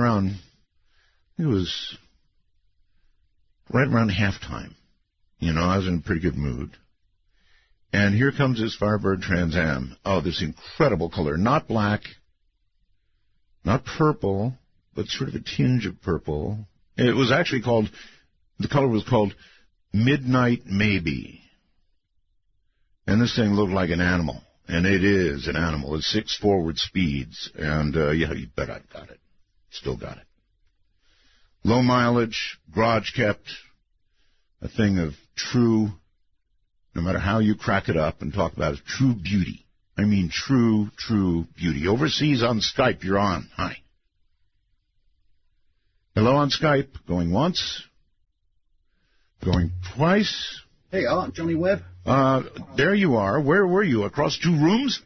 Sorry, fella. Yeah, I was in the other room for just a second now. I heard you talking with your other friend about the light bulbs. Them curly bulbs, though, you've got to worry about, especially if they burst. They're toxic. Yeah, I wouldn't eat either one of them, actually. But anyway, look, I'd like to welcome you back. It's great to hear your voice again. It's good to hear you. Thank you. Regards to you, Keith and Heather. Great top show you're doing. But the questions I've got for you, if you've got a couple of minutes, I'd like to ask your opinion on a couple of things. Today on the news, I saw that Newt Gingrich, the former congressman there, he claims that Donald Trump don't have the backing of the big club. And I was wondering, is that a Bilderberg Club, a Club of Rome, or the Illuminati Club, I'm thinking? Because I remember George Carlin. I don't think he's got the backing of any big clubs, really. Yeah, not in it. Maybe a golf club? And also, with Donald Trump, if he does win, I'm a bit concerned, because I remember these cards that was out and about in the 80s and 90s called the Illuminati cards, pictorial cards. Where are you? You're not even in America, right? No, I'm in London, England. You're in London. Okay, there you have it. So what can he possibly do to you in London? Well, if he gets in, I think that it might be a good thing, because I think that we'll separate from Europe and we'll get our independence back, and I think he'll back us. I think if we get our independence and say, the other guy gets in, or Well, I worry if she gets... Hey, have you seen London Has Fallen yet? Yeah, I have, and I'm a bit disturbed by it because it says that, like, the Metropolitan Police can't choose their policemen properly, and I'm wondering, there is quite a few sort of, internationals that have come in and been part of our police and also been part of our MI6, you know, so yes. We have internationals that come in and are members, obviously to cope with the internationals that we have here. But yeah, it was very disturbing, Art. I thought that if anything, it was trying to break ties with England and America, saying that we're not trustworthy enough to be with America. But the truth is I think that if you look at the backbone of this club, they're all very, very closely tied, you know. Yes. And the other thing I wanted to talk to you about was the drones, Art. You know, you talked about getting a new drone, and there's some quite good ones on the phone. Oh, yes. But you mentioned Area 6, or, you know, part of the Area 51. And my understanding is that's a DARPA, Department of Advanced Research Program agency, and it's a drone base. But what concerns me... Well, why would they put it right in the middle of the area, you know, where we exploded the atomic bombs, did all the testing? Well, that's the Trinity area, isn't it? And it was sort of carved up into numbers in a grid reference, and that's how we get, you know, Area 51 and Area 6. It's grid referenced from the Trinity system of, you know, the 40s. Well, if you were there, would you be a happy drone operator in the middle of Area 6, knowing that you're probably glowing? Well, what concerns me about it is that if these drones are coming out of Area 6, they're not like an international flight where they carry gallons and gallons of fuel so they can go international. It says to me that they're working over your country. They're looking over your people. No doubt. And that disturbs me, you know. Well... you know, I'm not trying to scaremonger you. They may well be looking after your safety, you know what I mean? So let's look at it in that light as well. The whole idea, sir, of drones... listen, the whole idea of drones is creepy. I mean, somebody asked me on the wormhole what drone I have. I have now I have the 3 Advanced, the DJI 3 Advanced. And now they have one, or actually a couple ahead of that, but the new one has collision avoidance. Anyway, the whole concept of drones is a little freaky, or a lot freaky. Even my little drone at about 250... 300 feet of altitude, you can't see that baby, especially if it's a bright sky anywhere near the sun. You absolutely can't see it. Even against a blue sky, it's about disappeared from my old eyes. You definitely can't hear it. And above that, it's invisible. So most of the time, you're not going to know when a drone's over you. Now, when you take the big drones, the ones that can really spit at you, they fly really high, probably 5,000, 10,000 feet higher, with great photography. Make even 4K video look silly. So they can they can loiter over an area, which they do. And then, of course, they can disappear you. Now, you will never hear what's coming at you. It's coming probably speed of sound plus, right? So you're never going to know that you're dead. You're never going to hear anything before you die. You're just going to disappear. You're going to cease to exist. And our president has been criticized for using too many of them. I wonder how you feel about that. It's another good question. Let's go to Skype and Brad. Hello, Brad. Hey, Art. How are you? I'm very well, sir. That's good to hear. I actually just happened to check in with you. My wife and I were coming home from a midnight movie and put on Tune In Radio, Dark Matter, and you're on. So and here I am. Great to hear you. Yeah. I actually was calling, and I'm hoping it's open lines in general. I know you were maybe talking about Trump. Totally open, whatever. I've been meaning to call and sort of ask a story. When you had, I believe it was David Weatherly on, back in the fall, and he was talking about shadow people. Mm-hmm. I had an experience, or rather 2 experiences in my life that Dr. Weatherly was talking about, and it kind of triggered something in me. I had felt years ago that I had a haunted mirror in my house. Mm-hmm. And I'd had an experience one night. It was sort of around the time of my father's death.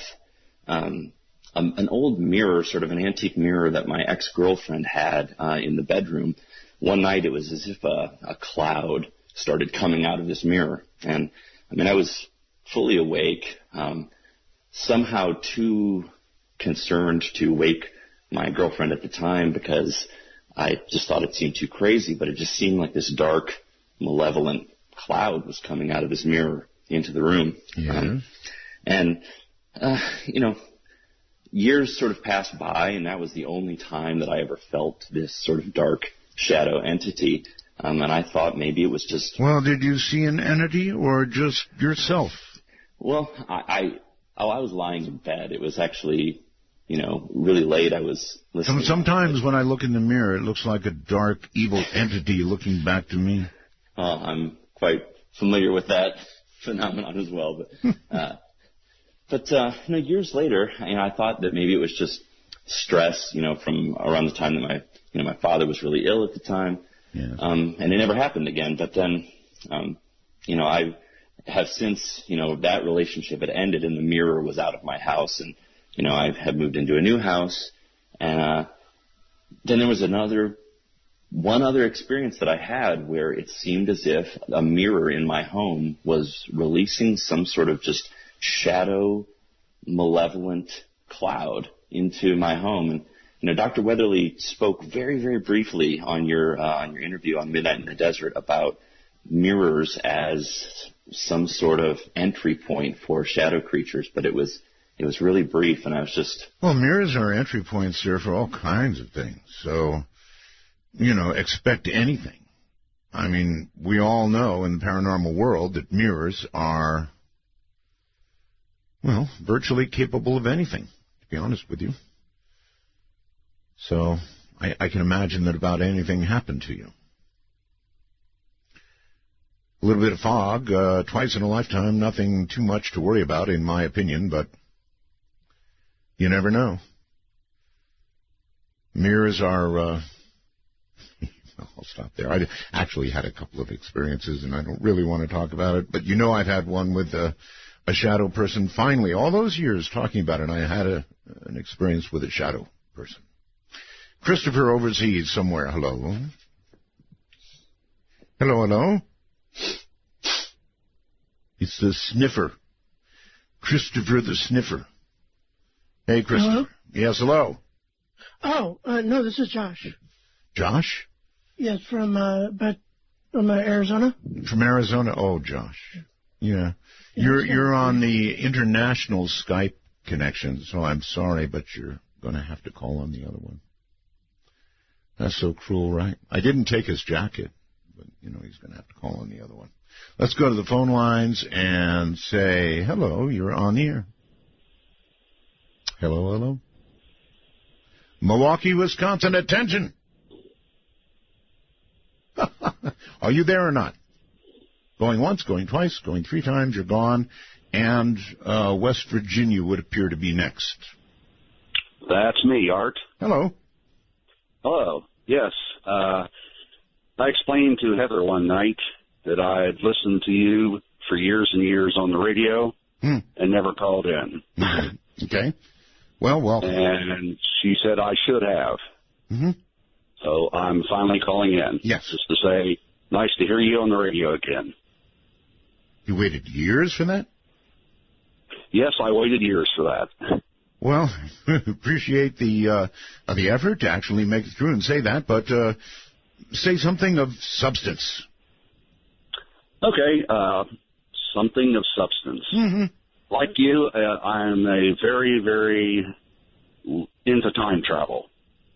And I enjoyed, when you come back, the show you did with Madman Markham. Oh, yes. Yes.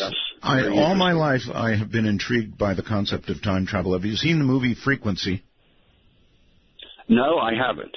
Then I highly, highly recommend it. If you're into time travel, you're going to love Frequency. I mean, really love it. My wife, who watched it recently, was reduced to tears by that show. She actually cried. Not once. We saw it twice. She cried both times. That's how good it is. Also involves amateur radio, ham radio, by the way. But it's a big-time time travel movie. So anytime I see a movie even remotely into that area, I'd jump upon it. It was really an amazing movie.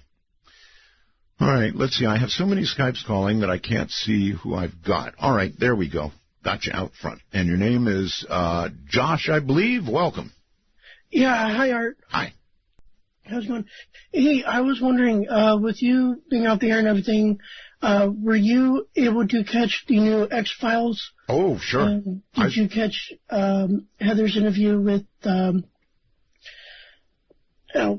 I did. I caught part of Heather's interview, and I saw all of the X-Files episodes. There were some people a little disappointed in a couple of the episodes. How do you feel? I actually thought they did a pretty good job. The thing is, the 6th episode made my jaw drop, because now I'm thinking, okay, well, are they going to come out with another 6 episodes? Are they going How can you possibly end it that way and not have more episodes? Yeah, and the other thing too is a long time ago, when I was in Scouts, and everybody's been talking about fireballs and stuff like that. Mm-hmm. I remember seeing one that was bright orange, almost like the size of a basketball from a distance. Right. And it's just crazy to see those things. So. I see them all the time, or I used to anyway, driving back and forth to Las Vegas, and I would see things big as basketballs and bigger streaking across the sky, actually lighting everything up. Not quite daylight type light, but very, very bright. Out here in the desert, you definitely see that sort of thing. It's really cool. And the stars at night, the stars. Let's go right here in Pahrump, Nevada. You're on the air. Hi. Hi, Art. Hello. Hello. You're here in Pahrump, Nevada, right? Yes. Yeah. You tell them, how cool are the stars from here? They're beautiful. I love the stars at night. Yeah. From horizon to horizon, all Milky Way. It's incredible. Yes. I want to tell you what made me a believer in UFOs. Okay. I lived in Arizona right after I got out of the Air Force. Mm-hmm. And I was going to a dinner party at a friend's house. And his driveway is about a half a mile from the highway. Mm-hmm. And I see this dark object. It's about 6 o'clock, and there's still daylight, but the sun had gone down behind the mountain. And this dark object with a bright light, probably about 400 feet up in the air, was shining down on a cow in the pasture. Mm-hmm. So when I got up to the door, I knocked and I go, come out here. Everybody come out here and look at this. And I was just amazed by this. And I told my friend, I go, you know what, you're busted. I think they found your plants out there. He goes, I don't have any plants out there in the pasture. And I go, well, what is this? What's this light? And no noise. It was totally silent. And then about that time, 2 jets come into view, coming into the valley where I was. Chasing it, you think? And it wasn't chasing because this was hovering, a black object hovering. As soon as the jets got probably 8 to 10 miles from it, it went off, the light went off, and in a blink of an eye, it was gone. Mm-hmm. And if there was humans in that, you know anything about G-force, if there was human beings in that object, they'd have been jelly. They would have been jelly. Yeah. And the jets just kept following, just kept going in the same direction. They never changed directions. Now, was that a local sighting here in Pahrump? No, this was in Arizona. Arizona, I'm sorry, that's right. About 80 miles from Snowflake. You know where Travis Walton lives? Snowflake. Snowflake. And I was about 80 miles from there. And this was back in 1980. Well, since you are in Pahrump, have you ever seen anything here? Because we do have a lot of sightings here. Yeah, I've got 2 photographs I'd like to show you of things that I've actually taken pictures of. And I don't know what they are. And everybody I've showed it to, even my wife, they can't explain it either. All right, that's good enough for me. So, yeah, send it. Send it, send it, send it. It's Art Bell at KNYE. KNYE.com. That's me, Art Bell, at KNYE, Kilowatt Nancy, YokohamaEasy.com. And if you've got really good photos of something, I'll put them up. Some velvet morning when I'm straight, I'm gonna open up your gate.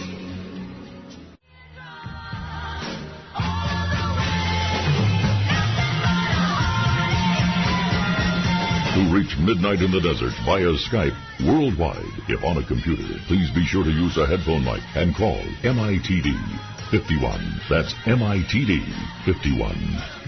Well, that's it. And let me give you the other numbers. Somebody said, aren't you going to use first-time caller line? Sure I am. I might as well give out all the numbers. I don't care. First-time callers. Area code 775-285-5800. 775-285-5800.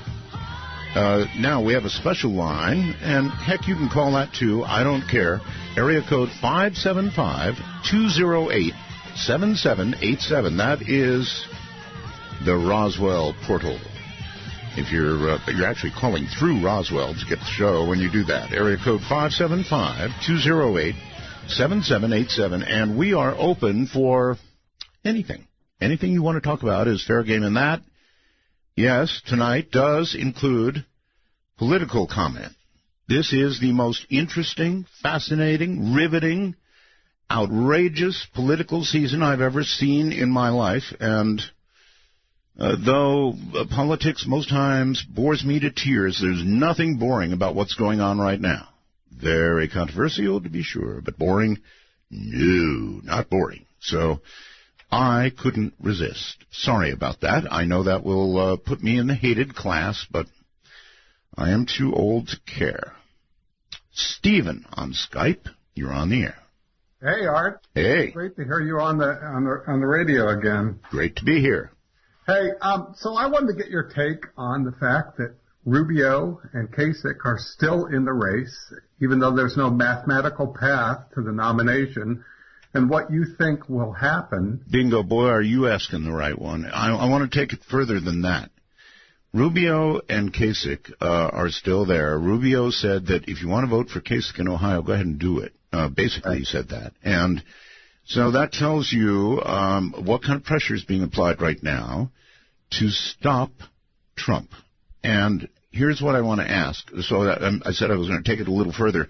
This is a rough question. If we get up to the, we actually get to the point where the convention is here, nobody has quite enough delegates to be the nominee, and then the Republican Party decides to, through some weird rule change, I'm not talking about votes now, I'm talking about some weird rule change, to steal the election from Trump. What do you think that would bring about? I think they'll all sit, I think a huge chunk, like 40% of the Republican Party, will sit the election out, and they'll lose all the Senate races, not only the presidency, but all the Senate and House races. And I think it could be an absolute disaster, and I don't see how it cannot happen at this point. I mean, it seems like they're on a path to exactly that, and nobody has a solution to stop it. And I think they know, too, that Trump can't possibly win a general. So they don't really know. I'm not convinced of that at all.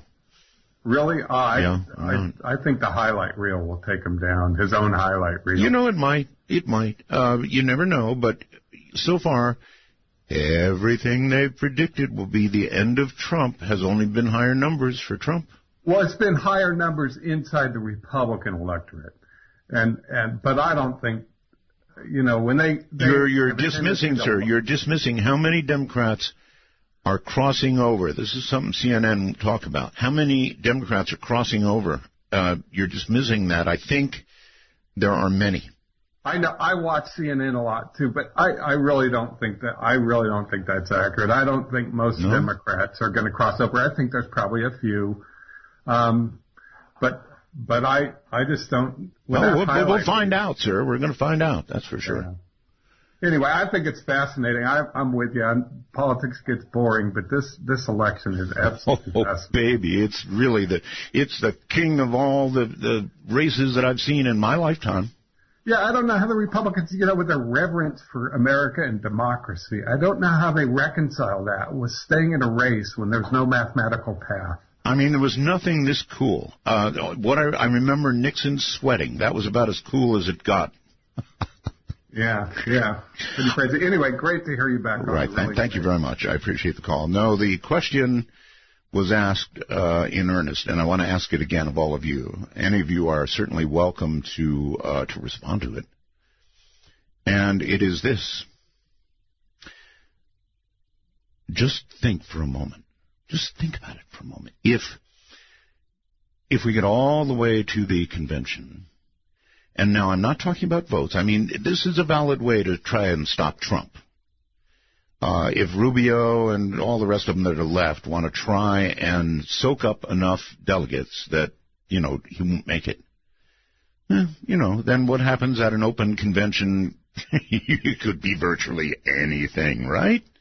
Anything. Once you've got an open convention, look out, baby. Anything could happen. But if he goes in with just about enough delegates, and then they figure out some way to steal the election from him, that's really an ugly thought. The response to it would be frightening, I think. And I think it's actually likely. He may get enough delegates to go ahead and get the nomination. But if he doesn't and they actually steal it from him, that would be a bad moment in America, a very, very, very bad moment. Hello there. In Atlanta, I believe. You're on the air. Megan Roswell's Art. Hey.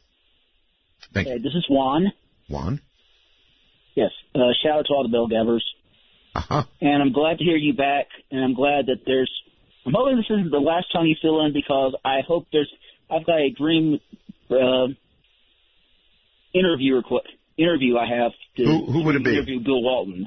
Bill Walton. Okay, well, you never know. I mean, it could happen. Oh yeah, I think you both, his new book he's come out, it's going to be discussing his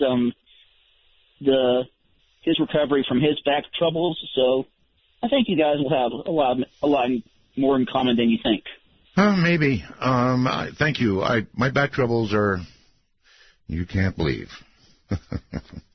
That little device I have helps immensely, but when you've got a back as bad as mine, I watch these commercials on TV.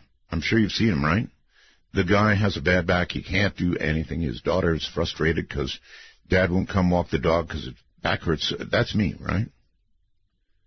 And then they have this commercial on TV about how they fix your back and you walk out of the office with a Band-Aid on your lower back. So I went to my doctor and I said, how about that? Can I go to the Band-Aid place? Basically, he sat me down and said, no, son, your back is, and then he used a word that I can't repeat. Even Donald couldn't repeat it. But messed up. Leave it at that. Hello there. You're on the air.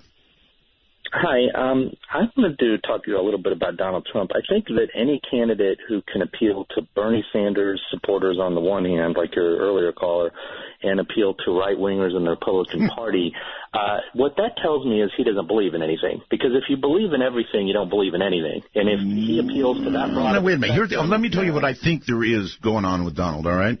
I think that he has not talked about a lot of things that he probably should talk about, and I'm talking about details of what he'll do, because, frankly, they're accusing him of not being a conservative.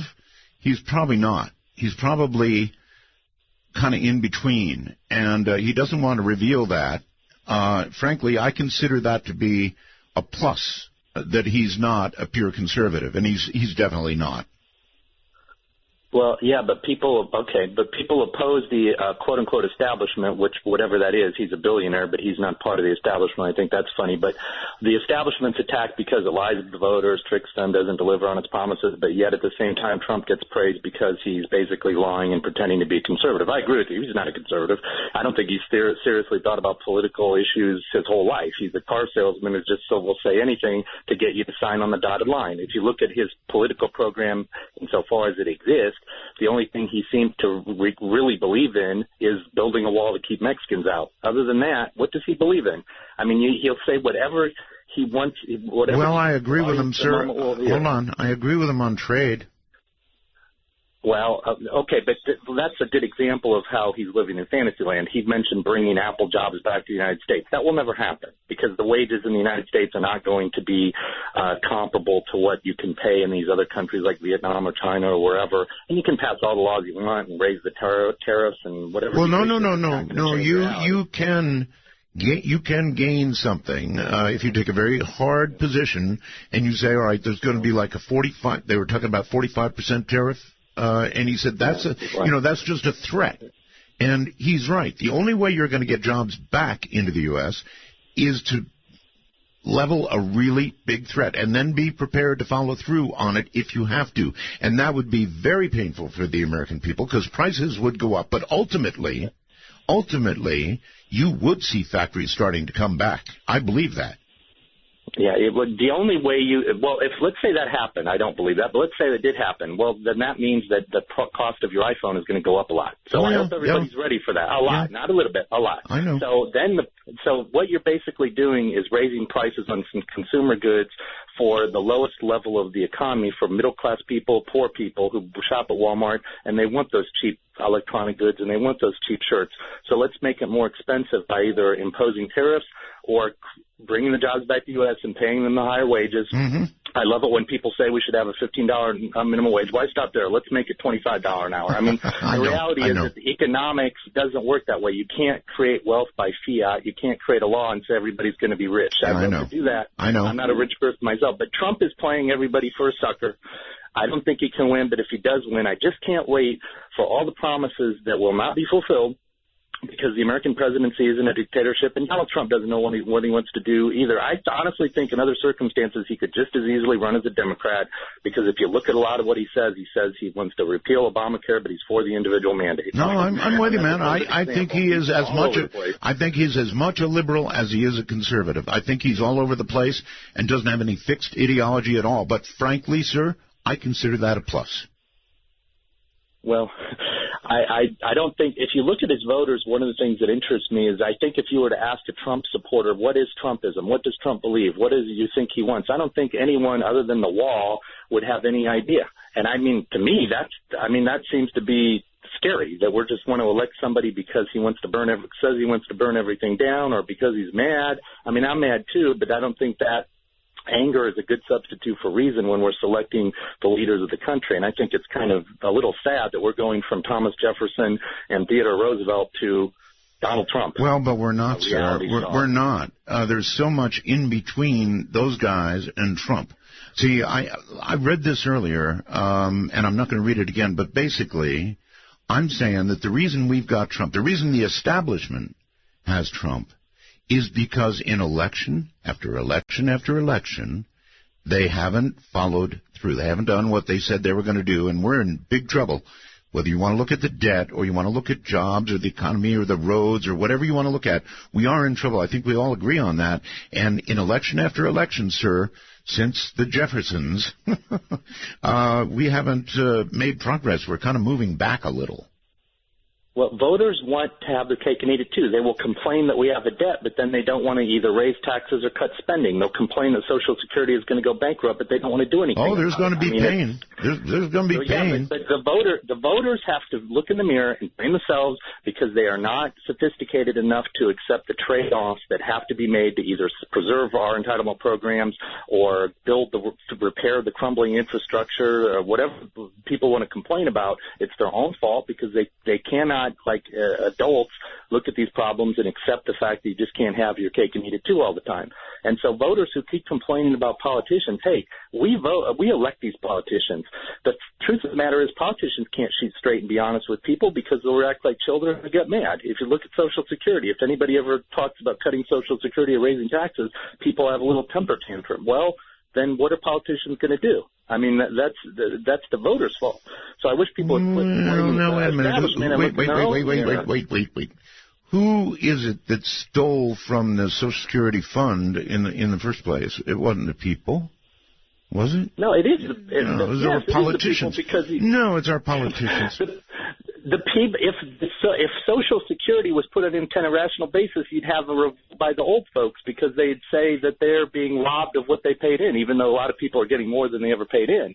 So the fact is, Social Security really wasn't begun for the purpose that it has evolved into, and so now people would get mad if you try to cut back. I mean, you have to do something. You have to raise. My dear friend, if they hadn't robbed the fund, there'd be plenty of money to pay people for the next 30 or 40 years with no problem at all. Yes. People live longer. If you were to take the money that you put in Social Security, that money does not pay for the benefits that the average worker eventually gets. Oh, sir, the reason the money isn't there is because they stole it. Come on, be real. The reason we have problems is because people do not want to ever either pay more taxes or cut spending. They want to. The same people who would say they want a smaller government, if you ask them on specific programs, whether it be Social Security or. All right, listen, the one place that I think you and I agree is that to make progress, there's going to be pain, right? Right, and people can't take it. They can't take their medicine, so they just stand and complain about the Illuminati. All right, we'll leave it there. Yeah, they complain about the Illuminati. No, there's going to be pain. To bring the jobs back to the United States, to really get the debt down where, our grandchildren are going to be able to afford something, to do any of the important things that are ahead, there's going to be pain. There's no doubt about that. On Skype, you're on the air. Hello. Bill Gabb. Roswell's there, Art. Roswell's there. There's a little delay. Anyways, I'm calling in to give you 3 points on Trump that I think everybody's missing. Yeah, go ahead. And those 3 points are, first off, I worked at G8 Summit in Sea Island. If you don't remember, 4 days ago, there was Democrats and Republicans and billionaires that met on Sea Island again. Okay. And yes, and that's in the Golden Coast of Georgia. Right. Look, 4 days later, we have this big riot in Chicago when Trump's coming in. It was organized. Oh, of course it was organized by big money. Because they do not want what Trump is bringing. He is bringing... I don't know. Look, sir, it was organized pretty much by MoveOn.org. Now, that Yeah, but that's Soros-funded, and that's big money, and it's also the politicians on both sides are in agreement. They don't want to see Trump because of his brand of populism. And like I said, I worked at G8 Summit. I kind of know how these people operate. That's all I'm going to say. I'm not going to try to be like I know everything like the last caller. But what I will say is that I do understand what's going on right now with this election cycle and what they're trying to do. My second point is with Apple. You had asked about the Okay, but before we leave the political arena, I'm going to go back. How do you think this is going to wind up? In other words, is he going to end up getting enough delegates to be anointed? Or is it going to be an open convention and a bloodbath? What's going to happen? Well, I live in Ohio, Art. Yeah.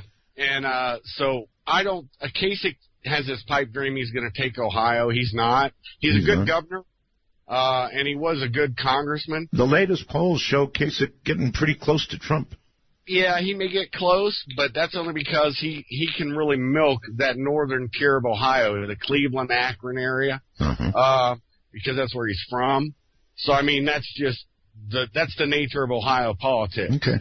But I don't think on a national, especially when it comes crunch time, he's not going to be able to pull it. Anyways, going back to what I was trying to get to with Apple. Sure. First off, the NSA has cracked everything. Trust me on this. They could get it. They could go get a FISA warrant. I used to be LEO, federal LEO. Mm-hmm. So I'm telling you stuff that look, it's already been put out with PRISM and everything else that the old defector to what's his name leaked. I can't think of his name off the hand. But anywho, so you think a FISA warrant and they could force Apple in a New York second? Not even that. They can go through NSA and under a FISA judge. But what I'm telling you is the FBI, if you think about it, why are they pushing this and putting this in the limelight like, oh, this is so secure? It's not that secure. Well, maybe if Snowden wasn't in Moscow, he could break it. Well, it's been broken, I'm sure. Yeah, maybe you're right. I don't know. Yeah, I think it's muff fake thrown up. Now, the third thing you mentioned about David Duke. Okay, the first day when he first, and all he did as a member of the alt-right community now, all David Duke did was say he supported Trump. That's it. He didn't say. Hey, I didn't even know he did that. I thought it was always a question of whether it was just he was disavowed along with the KKK or whatever. Yeah, he disavowed him that morning. I think somebody asked him. He disavowed it by the time that they actually brought it up, like 8 times.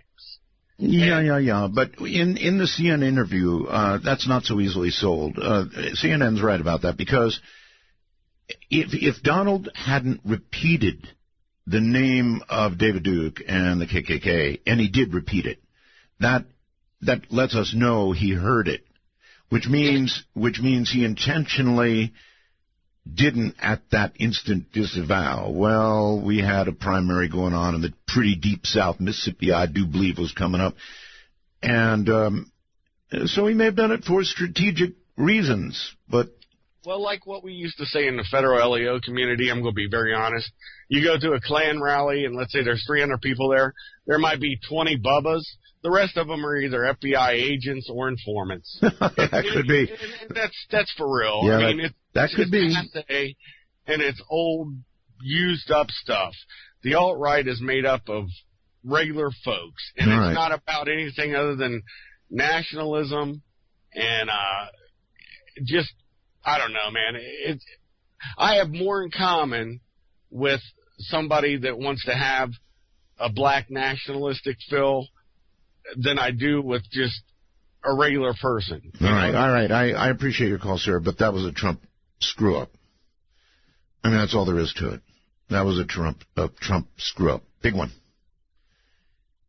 You know, he tried to say something, I believe, the next day about an earpiece, right? Nonsense. He repeated the name David Duke. I knew I was watching live when it happened, and I knew, I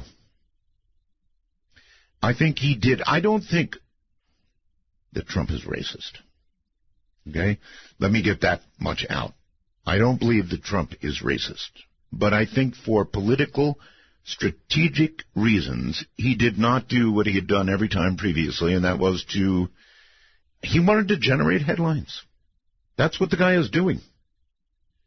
It's all about news cycles, owning news cycles, and oh, baby, he owns them. No question about that. He really, really owns news cycles. But that was costly. You know, a lot of his stuff hasn't been that costly, but that was costly. In my heart, I don't think he's a racist at all. But I think that not answering that question in a timely manner made people wonder. And that was a goof. That was a big goof on his part, my opinion. Hello there. You're on the air. Hey there, Art. Hey, I want to transition from this. Here we are listening to your program when you're coming back and the 1 or 2 programs that are like it. And if we really listen to the guests that you've had on through the years and others have had on, Jesse Ventura got it right. It's Democrat, Crips, and Republicans. It's a couple of gangs. They have nothing to do with the Constitution or the way our country runs. And here we are being laughed at if we do have human hybrids, like one of your guests talked about this year, if we do have extraterrestrial races, some of whom may not have our best interest in mind, some of whom may want to enslave us. If we have all this going on, they're laughing at us for talking about men that won't really have enough power to do that much. What do you say to that, you know? Well, I say that if we have this human-alien hybrid thing going on, then, yeah, the rest of it doesn't matter much. Some velvet morning when I'm straight, I'm gonna open up your gate.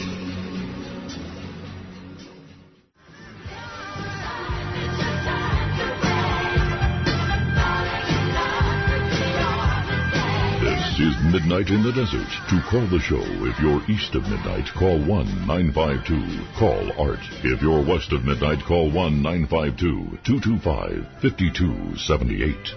Hi, everybody. I'm Art Bell, filling in for Heather Wade. It's a pleasure to be here, and I just looked up at the clock and realized we're in the final half hour. How is that possible? I mean, really, how is that possible? We just started a few minutes ago. All right, let's go to the first-time caller line. You're on the air. Hello. Going once. Was that me? Yeah, that's you. I'm on the first-time caller line? Yes, you are. I thought you gave a different number. Oh, no. You're on our special line. I'm sorry. Next to it. Holy cow, I was going to be crazy. I was going to go crazy because I'm like, I'm not calling the first-time caller line. Sorry. Yeah, you're on the special line. Anyway, go ahead. Special line, yeah. Anyways, my name's Kyle from High Falls. Right. I just added myself to BellGab. Hopefully the admins add me. I haven't checked my emails yet anyways. But, yes, I definitely agree with I guess I agree with a lot of your callers that have been tonight about Trump or whatever, and the fact that he's not actually an insider, and it's kind of refreshing to see somebody that's not an insider, not a globalist, not a New World Order globalist, that is running for president, that kind of like Reagan. Remember how he was, wasn't he a movie star or whatever at one point? Well, yes. Yeah, he was a movie star, and so was Trump or whatever, and he did very good for our country. Well, Trump was a reality TV star, actually. Ronald Reagan did a lot of Western stuff like that. Yeah, Reagan was a Western kind of guy or whatever. Mm-hmm. And the Apple iPhone kind of thing, Yes. the situation, is I think that they're trying to start a precedent. That's what's going on. They're trying to start, I'm not as smart as your other callers. Who's trying to start the precedent? The Apple company or the government? The government? The government's trying to start a precedent. I'd say that's very likely. Mm-hmm. The government trying to start a precedent. They're trying to say that, these terrorists are doing these things, so we need to get into this iPhone or whatever. Right. And, that's setting a precedent. So if they get in that one iPhone, they can get anybody's iPhone and forth and so forth. You're right. Look, here's the thing again. I'm going to drop this on you, and maybe somebody can answer it. Why can't the government just give the damn phone to Apple and say, all right, open it? You don't have to give us the program. You don't have to tell us how you open it. We don't care. Open it so we can solve this mystery.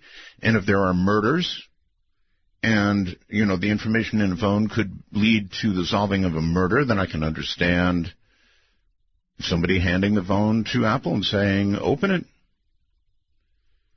Some court could decide that, and Apple could open it, give it back to them. That'd be the end of that.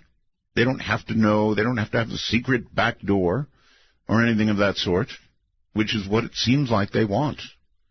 Why not just open the damn thing and hand it back to them? Let's go to Bruce, who is on Skype. Hello. No kidding. No kidding. Hey, cool. Yeah. The first time I heard you was you had Reba McEntire as a guest. Right. And a trucker called in and said how great it was to hear her songs when he was driving on the long, lonely highways. And you could really hear in his voice that he meant it. I don't remember interviewing Reba. It was a long time ago. Boy, it must have been. It's so long ago that I don't remember. So anyway, I'm a middle wing ultra moderate. A middle wing ultra moderate? Was that correct? A middle wing ultra moderate. I made that up myself. And it means what?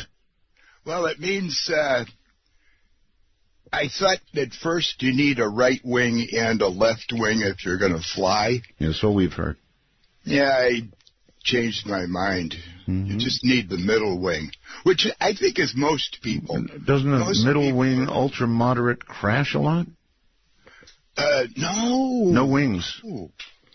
Because we're not subject to side drafts and things like that as much. So, in other words, you're flying, as I was describing earlier. I would do that. If I had no fear, that was one of my questions tonight. No fear at all, I would do that. I would put on one of those suits. And I would go to a very high mountain somewhere and jump off. No doubt, granting the wish this morning of lots and lots of people. After talking about politics. Let's go to the phone, and whoever's next, which in this case is Las Vegas, I think. Hello. Good to hear your voice, Art. How are you? Thank you. I'm fine. How's the family Bell? The family Bells, the ABs, are thriving. Thank you. I only have 2 points, and this is all political. One, the best thing that could happen is Cruz takes a powder. I mean, the only introduction he's given us at this particular point is hair oil, supply side Jesus, and head lice. Yeah, but if Cruz takes a powder, I mean, he's the only one who's delegate close at all to Trump, right? Yeah, but he has no constituency. He's the most hated person. Well, he is hated. Actually, everybody in the Senate pretty much hates him. Well, he does have one endorsement. You're right, though. I mean, most people hate Cruz. But in today's environment, that usually is a good thing. I mean, it means all those angry people have someone to go to. So it's either Cruz or Trump. And how can he drop out? He's got the second most delegates to Trump. Well, the whole thing was, I don't think he believed that he was going to go this far. I knew that he, it was relying on the evangelical, and that didn't really turn out as well as he thought he did. Boy, what a surprise there, huh? Well, yeah, again, Jesus saves, and, hold that Bible, but we make it a point to lie about it. Secondly, Donald, as far as Trump is concerned, I don't know whether he is the chemo or the cancer for the Republican Party. I'm a West Coast liberal elitist Democrat. I mean, I absolutely think this is hilarious to watch this. But the whole thing to it is that he's got what they say, he's got piles of what you might say FU money, and he can literally say FU if he wanted to. But he's in a situation where this is fomentation of 20 years of listening to that gas bag Limbaugh and then getting on, all ripped. I'm curious. I haven't heard Rush. What are his comments about Trump? Short of him walking on water, okay, because he was obviously vehemently at first opposed to Trump because he was a clown and a huckster and a carny and on and on and on. Wait a minute. He went from that to endorsing him or really? No, he's changed. He's more or less changing horses, but he's going from Ted Cruz, which has been his oxygen, for guys like him and Levin and Sean Hannity. This was the fringy guy, and this is Ted Cruz. Now that the momentum is changing, they're all speaking from the other sides of their mouths. So, but this is years of Limbaugh, complaining and talking, this government's doing this. I really want to be clear here, sir. You're telling me that Rush is now behind Trump? What I'm saying is that, yes, Rush Limbaugh is more or less being a kinder, gentler windbag when it comes to Donald Trump. Yeah, well, maybe he's figured out that, the winds seem to be blowing in a certain direction, and I best put my sails up or I'll be left behind. Well, he's always been a windsock, but he's always been able to have his pulse on, your average blue collar white guy who's pissed off at everything. Mm-hmm. And don't forget, that created that which begot the teabaggers. The teabaggers were going to go out, we're going to go to Washington, D.C. and clean house. They've done nothing. All they did really was fill up my email with spam. I got so much spam from the teabaggers. Jeez. I'm talking hundreds and hundreds and hundreds of pieces of spam. It made it easy to get rid of. Everything from the Tea Party All at once, delete. They just send out endless emails. Has Rush really gone over to Trump? Was that man right? I would have to say that I am very surprised if that's true. Somebody else, please come along and either confirm that or deny, if you wouldn't mind. I really would like to know, and I've not been listening to Rush. I have no idea what his position on this is. Skype brings you upon the air. Hello. Oh, hi, Art. Hi. Hey, it's Kamantosh calling from Seattle. And I want to talk a little bit about some drone technology and physics concept I've got. But first, just to get out of the way, I think Trump is as frightening as he is exciting right now. But and he's more like it seems more like a pro wrestler on TV or something. Like the harder you hit him, the stronger he gets. Well, that certainly is true. If nominated and then if elected, the big question is there another Donald Trump in there? Is there somebody who, once he is in office, wouldn't scare the hell out of us? Well, I think you're right. I think he is kind of two people. I think he knows. No, I didn't say he was. I'm asking you. Do you think he is? Well, I think he's got to be. He can't be what he looks like face value. I think he on TV. He just wants to win, but he's smarter than that. I think he's a winner in his own right. He's got to be smarter to be able to do what he does. So I hope you're right. We'll see. Uh-huh. I just like that he's shaking everything up. I think we really needed that. Oh, he's doing that all right. Anyway, so which you have a DJI Phantom? Which one do you have? I have the 3 Advanced. Oh, okay. Yeah, I've got a Phantom 2, and I was just watching today about the Phantom 4 with the collision avoidance technology. I couldn't believe it. Well, like 3 weeks after I buy the 3 Advanced, they come out with. But I'm okay. I mean, there are other cool things about the 4, but the 3 Advanced was a really good price. I caught it at $7.99. Oh no, that's great. I'm about $3,000 into mine. Yeah, you don't start out that way.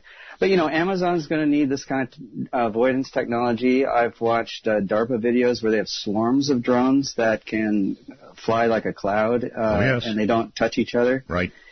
And it really got me thinking, you had a story once about some people on a highway at night that went through an intersection and collided with a truck and went right through the truck. Mm-hmm. And it got me thinking that, atoms have a lot of space in between the electrons. And if you could somehow modify the electrons with some kind of collision avoidance technology, you could pass solid objects through solid objects. There could be some foundation to that, I suppose, but that's quite a separation of atoms. Yeah, I mean, we don't have that yet, but I could put that all together in my mind and think, wow, we're just starting. Oh, we are. Amazing. Trying to imagine where it is 10 years from now when I can't get 2 or 3 weeks down the line without a new model coming out, investing what I have. It's just impossible to even imagine where it might be. Well, and everybody's going to have a drone, and we're going to have clouds of drones out there that need to not run into each other. They need to pass, groups of them need to be able to pass by each other. Kind of like the same need we'd have if we had a flying car. Yeah. Oh, that'd be great. I know. I'm just waiting for my Tesla 3. I know. Where's my flying car? I know. Anyway, it's fun to hear you talk about your drone. And have you peeked over the hills and looked into Area 51? Do you really think that I would take something I paid that kind of money for and fly it into Area 51? Well, maybe. It'd be worth it once. That's all you'd get is once. All right, sir. Thank you very much for the call. It's tempting. Really tempting. Would come under the category of things that I've always wanted to do, things that I've thought of doing, things even that I've dreamed of doing, but have not quite yet accomplished. Would I do it? I don't know. It comes under the category of what if you were fearless, what would you do? Yes, then I would drive down Highway 95 until I got to the right location, near the mailbox maybe, put my drone up, tell it a gentle goodbye, and proceed. Hello there. Marysville somewhere or another. You're on the air. Yes, it's WQTT 1270 here in Marysville. Ohio? Yes, Ohio. Ohio, such an important state, man. We're about 30 miles north of Columbus. Right. Such an important state coming up in this election, sir. Can you tell me how you think Ohio will go?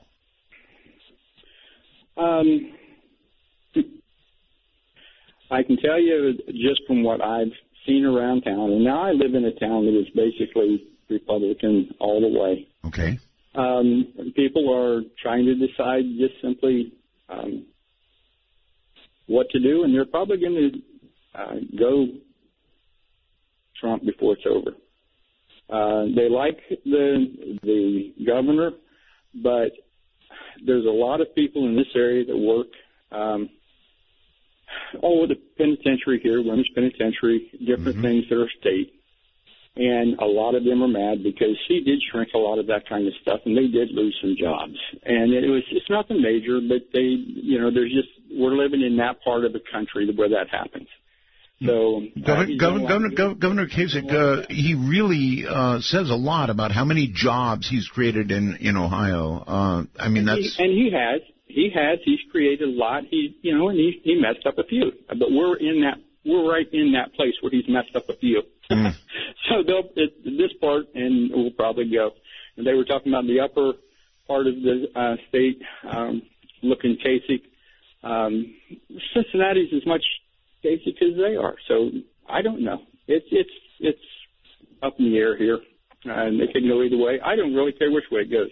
The thing with Kasich is if he wants to run or wants to get in there, he might as well just go to Trump and say, hey, take me as a vice president. Well, you're certainly the only person who's called and said, I don't care how it goes. Well, at this point, look at every president we've had, and everyone fusses, says, oh, we need this one, we need that one. We get one, and we go on. Look at the one we've got now. Yeah, in my opinion, he hadn't done real good, but we're going to go on someplace. Now, what we don't want to do is keep going with the same party all the time. That's a blow up. I think we ought to just change back and forth every other time and forget it. Well, I do. I have sympathy with that point of view, actually. If any one party stays in office too long, they have too many opportunities to affect the Supreme Court. And another 4 or perhaps even 8 years of Democrats with the nominations that would come along with them could really change everything about America. So, there really is a lot at stake. I mean, there's a lot at stake. This has been some crazy season, and I don't know that I should be admitting that I have enjoyed watching the, I don't know, would you call it the strife? The wild, I have enjoyed it. I just admit it. I've really enjoyed it. I am a political person at heart, and I know that probably I'll be crucified for bringing it up on the show and talking about it. But, I'm old. I don't care. Skype, you're on the air. Hello. Hello, Ed. Am I on the air? Did you call me Ed? I'm sorry. I meant Art. Ed's not here. No. Ed's listening on the other radio. Okay. We're part of the Houston QRP Club. All of us. We're all big fans. All right. But anyhow, no, I think this has been one of the most exciting election cycles I've seen since the H. Ross Perot debacle in the 90s. Oh, yes. I see the same. It's kind of an interesting thing in that no matter what the person is, as long as they're not that type of insider, so to speak, people would just glom to them, no matter who they are or what they do. And as for the one caller who was so concerned with throwing people out without their coats in Vermont, right? I found that to be just right, because I'm getting tired of these people breaking in with violent and rude protests to these people. I don't care if I agree or disagree. I don't care if it's Hillary Clinton. I wouldn't do that to her. She has a right to speak at her rally. If you want to protest, go outside and protest. You know what I mean? You're talking about taking her coat, Hillary's coat? I wouldn't do that to the country. No. I was talking about a protester. Oh. Yeah, the protesters that broke into the Trump thing and had them take their coats and toss them out. Yeah, I know. But anyhow, now, as for what would I do if I were fearless? Yeah. I still remember, I believe it was an April 1st show of yours where a guy supposedly flew and landed in Area 51. Well, I don't know about landing. He flew in. We don't know. Ed and I listened to that night. We called each other right as that happened, and we go, did we hear what we just thought we heard? You did. Excellent radio, Art. It was great. It was. But still, yeah, that's what I'd do. I'd make it. I'd land right there, just like the guy did on Red Square, and I'd get out, take a selfie, and get ready for a long stint in Leavenworth or wherever they'd send me. Mm-hmm. If you weren't instantly extinguished. Oh, I don't think they'll do that now. You know, kinder, gentler, probably smaller bullets. There's a lot of kinder and gentler out there, sir, but trust me, you would be extinguished. You would be dust. There are some things that you don't fool with, and Area 51 really is one of those. So, yeah, only if you were entirely fearless would you proceed along those lines. You would be atomized. You would be gone, and you wouldn't even know you were gone. You would just, like that. Great way to go, though, actually.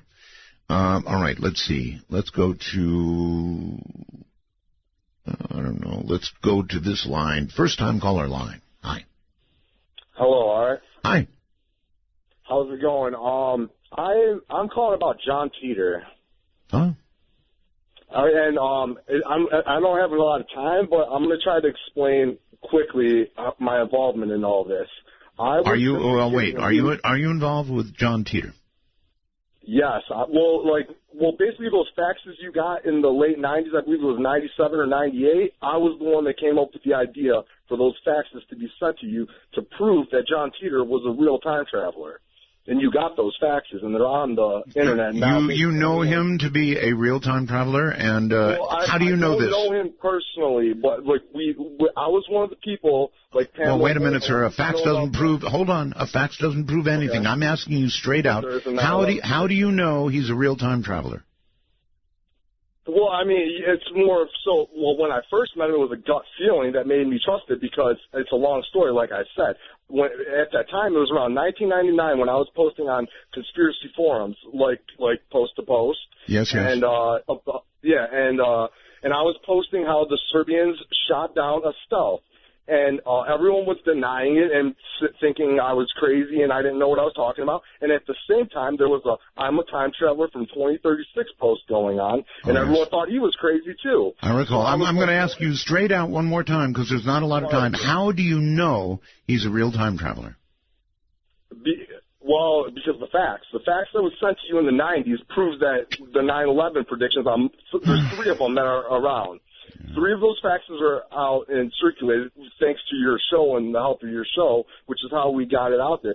My idea was, if you want to prove you're a time traveler, send it coast to coast where, it's a forum where everyone will be able to see it and prove it and give us a prediction that hasn't happened yet. Because up until that point, when I was talking to him, 9/11 hasn't happened. I didn't even know 9/11 was going to happen. And I didn't find out until years later that holy crap, he did make the prediction, and it was true, and it ended up onto your show. You should be in politics. I think so. And by the way, time travelers and I endorse Donald Trump. It's the way you answer questions, or not. What? Well, I just want to say another thing. It's very interesting that it's 3/12/2016 because John Teeter said that World War III started on 3/12/2015 in his world line. Okay. Isn't that? And that's why I had to call Art, because you were on the air a year after in his timeline that World War III started, and it's just amazing to me that you're talking about Trump and politics right now, because I think this is very important, because in the year 2000 he tried warning us that the election was going to be rigged, and this is what's happening right now, and people in Michigan didn't let it happen, and Ohio, Illinois, and Wisconsin need to follow suit and not allow our elections to be stolen. All right. And that's really all I really need to say about that. Well, there's one more thing you need to say. Okay? What? You ready? Yeah. Say good night, world. Good night, world. That's it. Next time, folks, from the high desert, Great American Southwest. You all, look at those phone lines, all full, Skype going nuts. Good night. Good night in the desert.